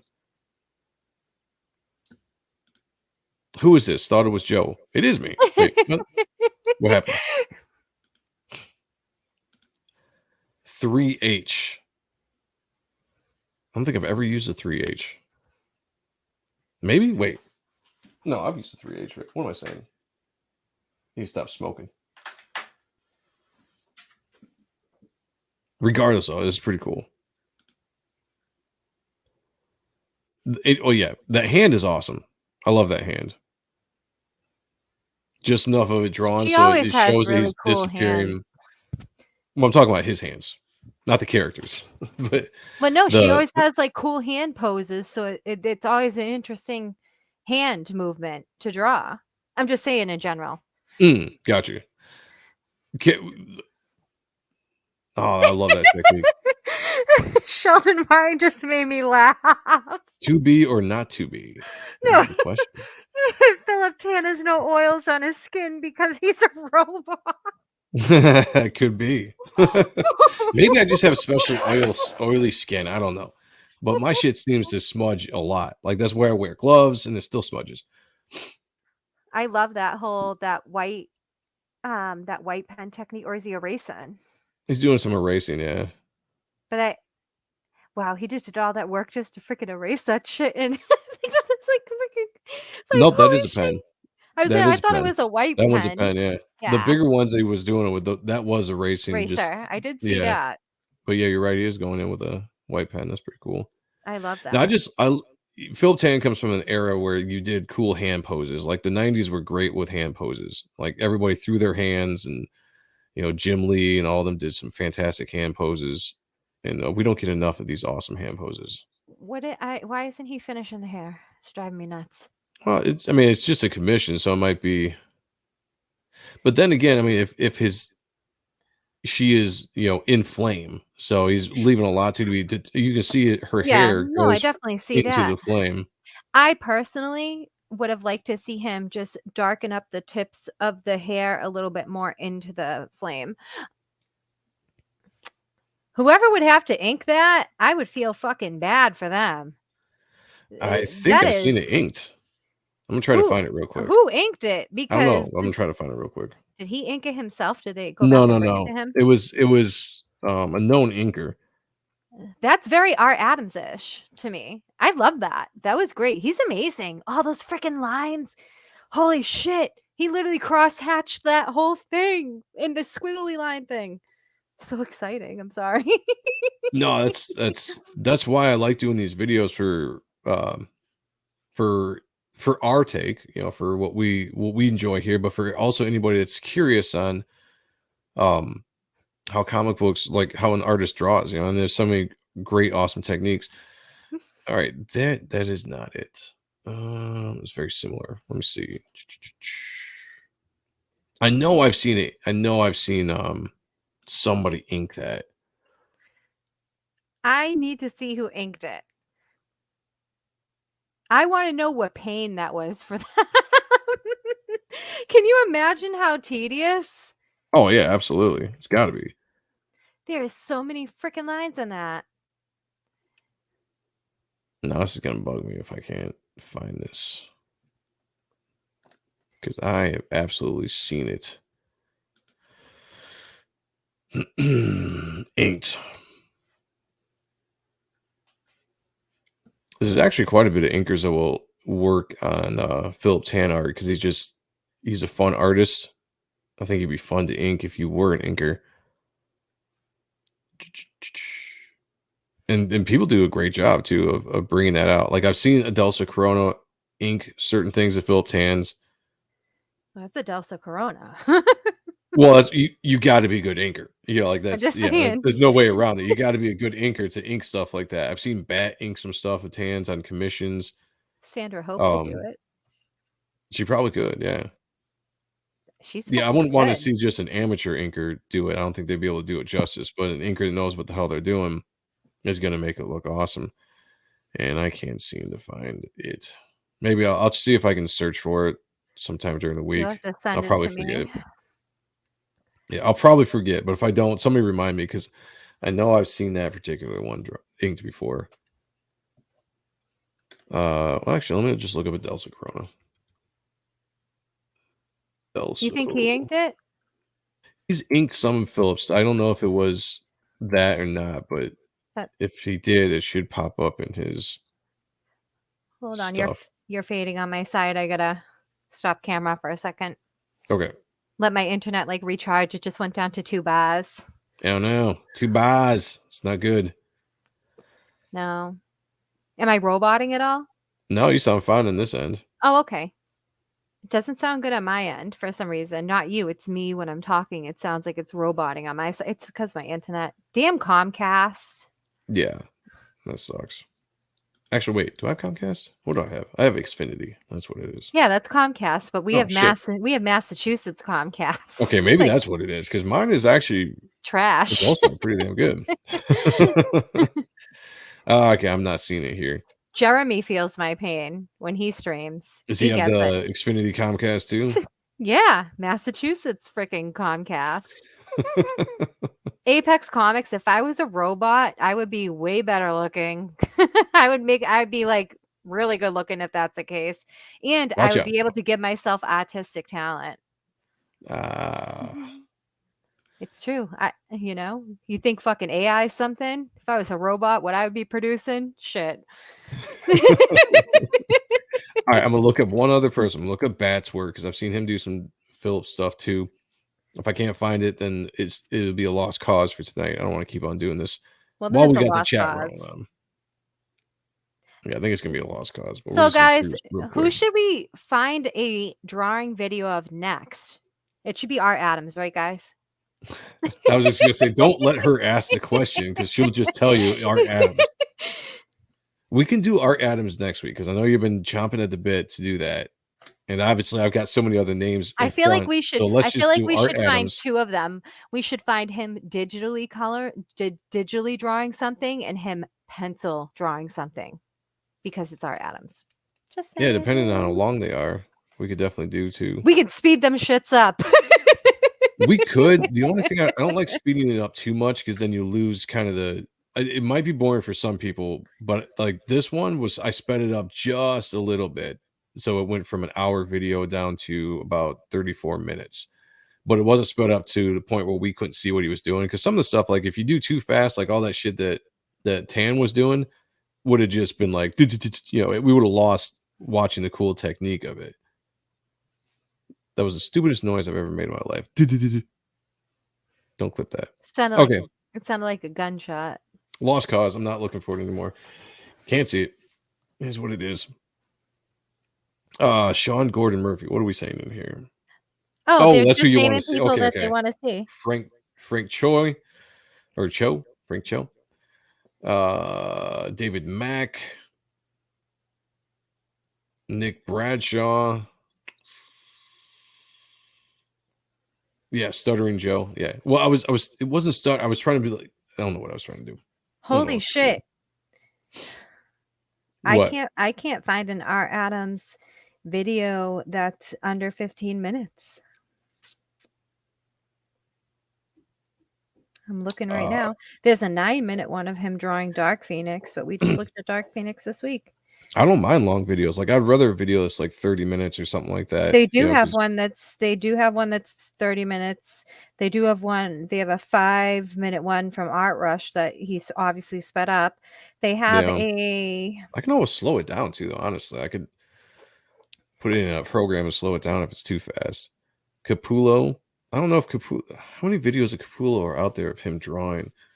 I'd have to look. I've not seen a lot. Eric Balsadua, that would be really cool. If you find a video of him, I'd love to watch him draw. There's a name. I know I want to do Joe Benitez here at some point because he does some really cool work with Copics as well, besides just drawing. And those are really fun.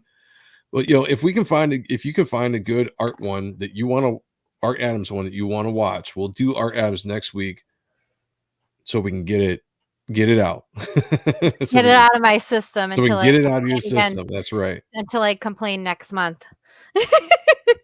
Exactly.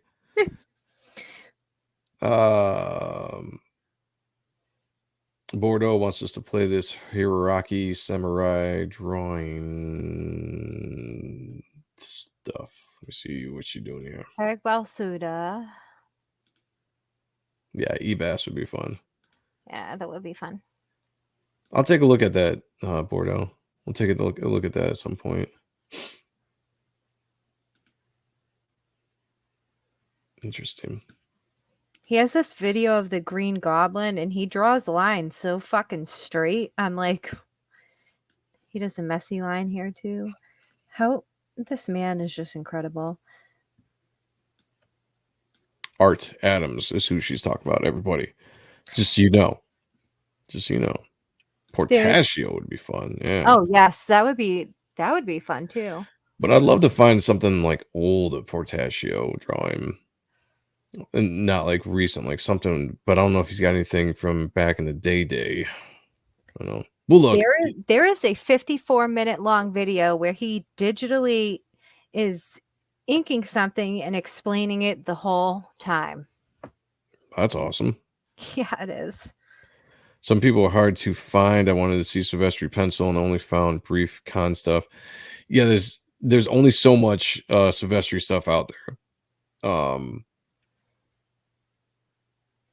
Unfortunately, there's some good con stuff out there, yeah, but nothing like actually penciling something for sure. Like most of the stuff we're going to look at is either con drawings or somebody, filming themselves drawing for whatever reason and posting it. There's a really good Jim Lee video on him doing superhero anatomy and dynamic figures out there. It was like a 15-minute long video. Hold on, internet's back up.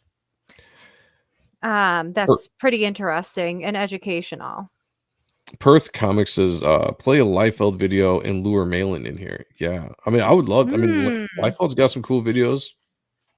Malin's always got an open invite if he wants to come on the show. He knows that. Diokio needs some drawing videos. Yeah, there's like hardly anything of any good quality out there that has him drawing. And that's another name out there. But trust me, like any of the artists you see on here that I love, I got videos that we're going to pull up and watch them draw. That's absolutely going to happen. And then Kayla's going to come in there and force me to do an Art Adams every once in a while or something else. You know what? It's like how you have your Silvestri. That's my Art Adams. I feel the same way. Yeah. Then we'll have Sean back. So I'm going to wait for Sean to come back to do the Benitez one because I know it's something he'd really enjoy that. I definitely think that we should show one of Jim Lee's illustration videos, even if we're talking over it. Yeah, I was just going to say it's going to be hard to do instruction kind of stuff because of the talking aspect. McFarlane video. McFarlane one. He used to draw at like the beginning episodes of Spawn. Sometimes I would remember. Anyone from OG Image. Yeah, we'll definitely, like I said, get some. So we did Silvestri last week. Philip Tan this week. We'll do Art Adams next week. I know Joe Benitez is on the docket for things I want to get looked at. And we'll keep looking. We'll keep looking because another thing too is like I have to be able to find a video that is entertaining for us all to watch. Like if it's a really poor angle, I don't want that's the sucky thing. Like I found some cool videos, but it's just a bad angle that the people filmed at, and you can't really see it the way that is entertaining. J. Scott Campbell, be interesting. Would it be interesting? I mean, you'd know the formula of how he draws every woman. I would still find it interesting. Regardless of all this stuff looks, I mean, I've always liked Campbell's work. It'd be fun to watch him draw, just to watch him draw. Art Adams from Holyoke, Massachusetts. Yeah, he was born in Holyoke, Mass. But he's an influence on all your influences Joe thought you knew. I did know. Doesn't mean that I'm hold him in like Kayla's He doesn't hold him in the godlike. right. He doesn't revere him like I do. It's just like anybody that's an Okay. influence on the guys I was influenced with, I respect and like Art Adams, John Burns, George Perez, you know, all those guys that influenced the Frazetta. guys, the guys that I Frazetta liked at one Highway. point or another, you know, BWS. It doesn't mean that I, fawn over every single one of them, like I will fawn over my guys. You know what I'm saying? Michael Golden would be nice to watch. He actually came into Harrison's recently. He had a signing there. I couldn't get the day off to go. That sucks. Let's check that out. Yeah. I also like Kelly Jones, and a lot of people don't like That's Kelly right. Jones' art style. I love Kelly Jones. I like Kelly Jones too. I like some of his older stuff better. And I've said that, like I will say that I would prefer some of his Nightfall covers to any of the covers I've seen on the Deadly Duo, but I do like Kelly Jones. Ooh. I've been saying this. I've been saying this to Joe. Just putting it out there, but what about you, bro? Oh, do a video and talk about your process. Yeah, Kayla has said that. I got no problem doing that. If people want to see it, I got no problem. What do you mean, like drawing live or recording it and then talk about it?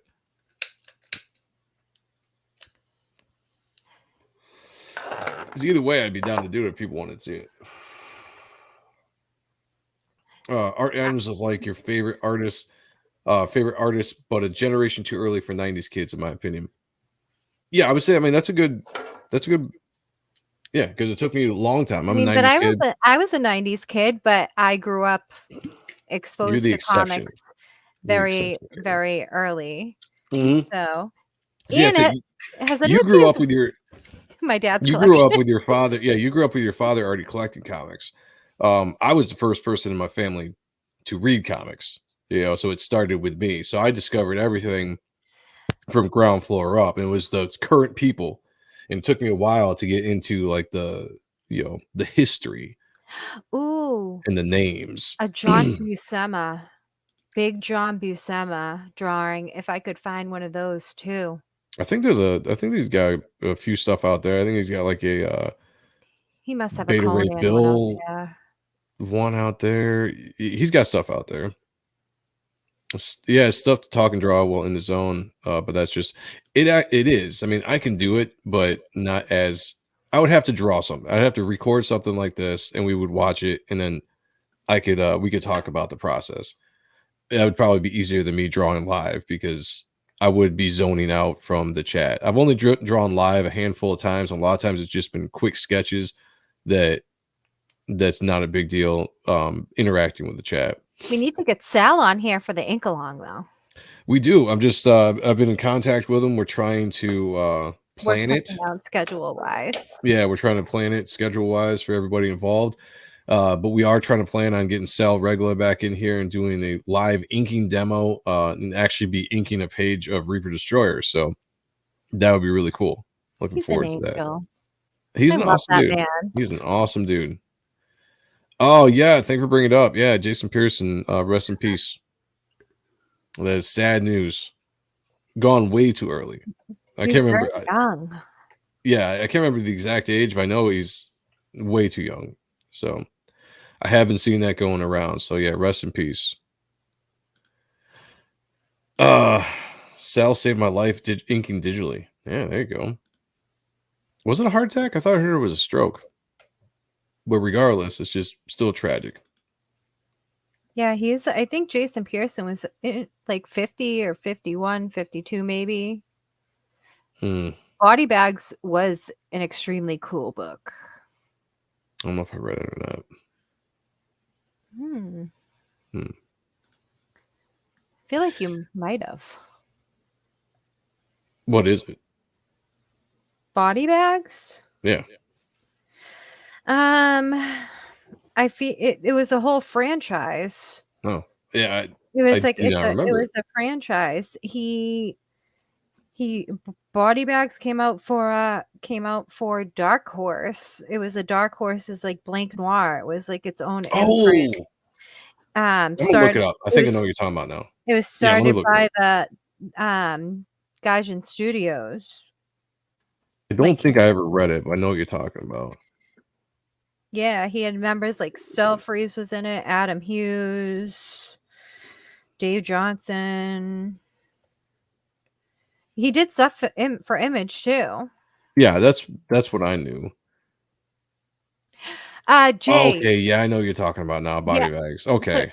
Jay, Yep. this month is crazy for me. I Yep. know you've been trying to set something up. I have a crazy month this month. So I will definitely get back to you. I'm trying to figure something out to give you a date. Just this month is super crazy for me. February might be a little thing too. I don't know if you guys know, but I'm getting jaw surgery, guys, coming up Oh, yeah. soon. And I have to get braces put on for like a little bit over a year. I had some I didn't get braces as a kid. I have a bunch of issues from not getting braces. So I'm trying to get that all worked out. And I've been going to like a crap ton of appointments in between working my jobs and then doing hair. And then I've been working on some other things that you guys will find out in the near future. So That's right.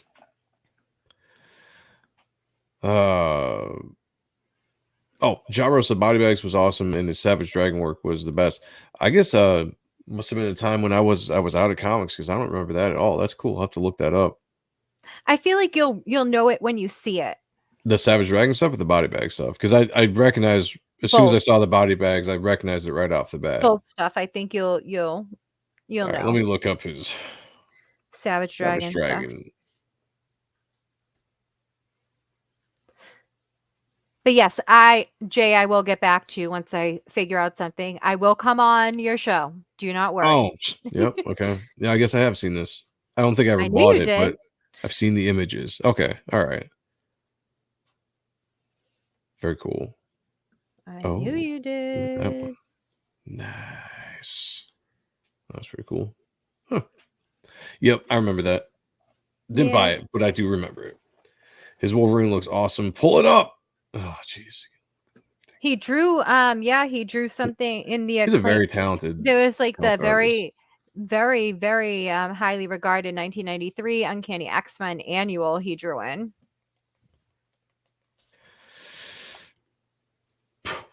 All right. He could have easily have become a regular artist on X-Men, like on an X-Men title, in the early 90s when he first I feel like came out. He was, but and the X-Men books were selling like crazy then. Yeah, this is. Let's see. I don't know. Yeah, he did pull this up. Yeah, he did that. And I think he worked on what was it, Ground Zero at Image too. Yeah, I knew him primarily from some the stuff he did at Image. This is what we're talking about. Yeah, Dragon, Blood and Guts. Andrew. Oh yeah. Yeah, Blood and Guts, yeah. He had a cool, sexy style. Pearson also did Porn the Penthouse along with most I can never pronounce that. Studio artists. Gaijin? I thought it was Gaijin. Is that what it is? Okay. Didn't he do Deadpool? Maybe. I'm finding out he did a lot more than I thought. Yeah, he did I knew the guy, but I never really followed a lot of his he did a Batman Black and White story.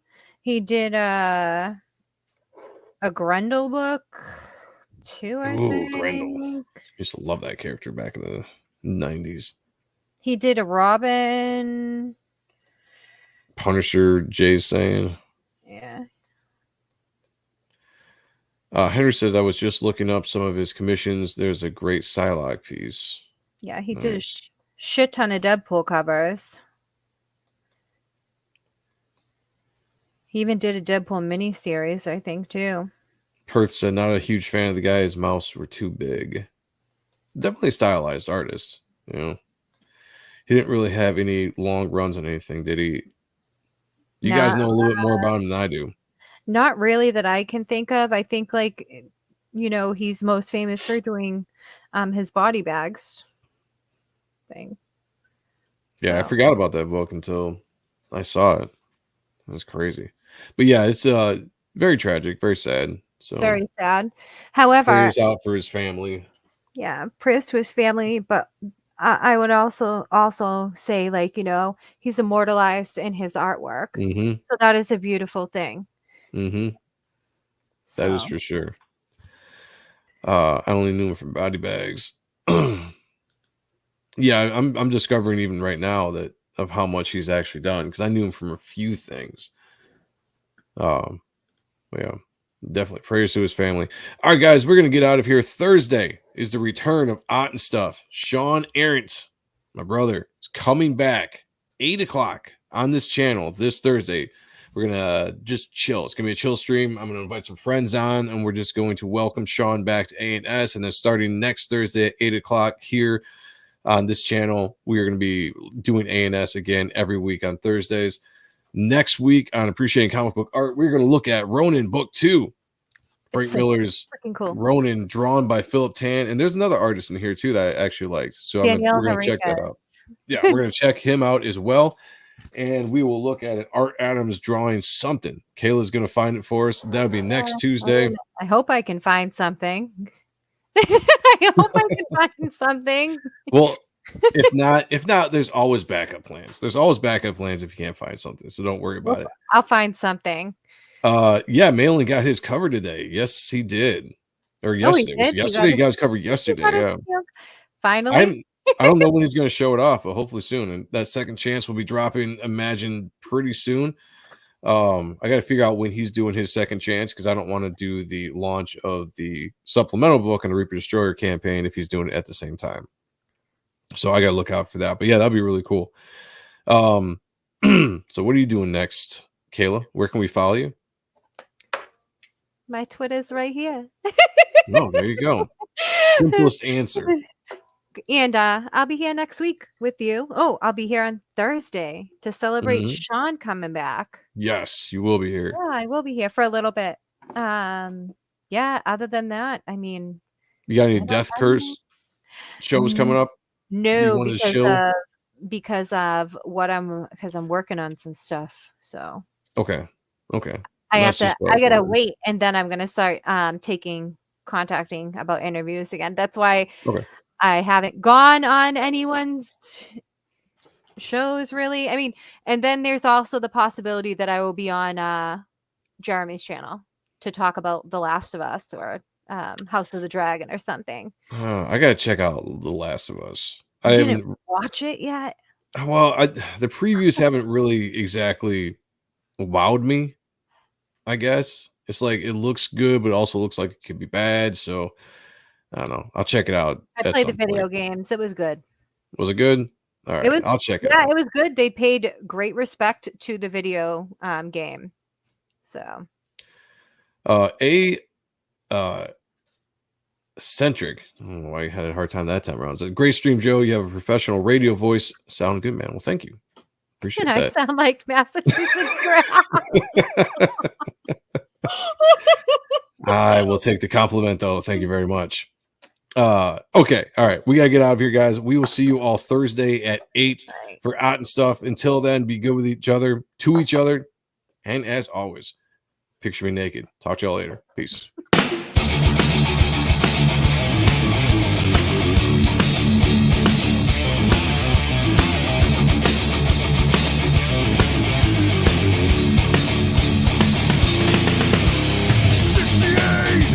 Into the world war, 70s, a breath after the war. That's what's confusing because of my age. Should my eyes open for tomorrow's game? I can't help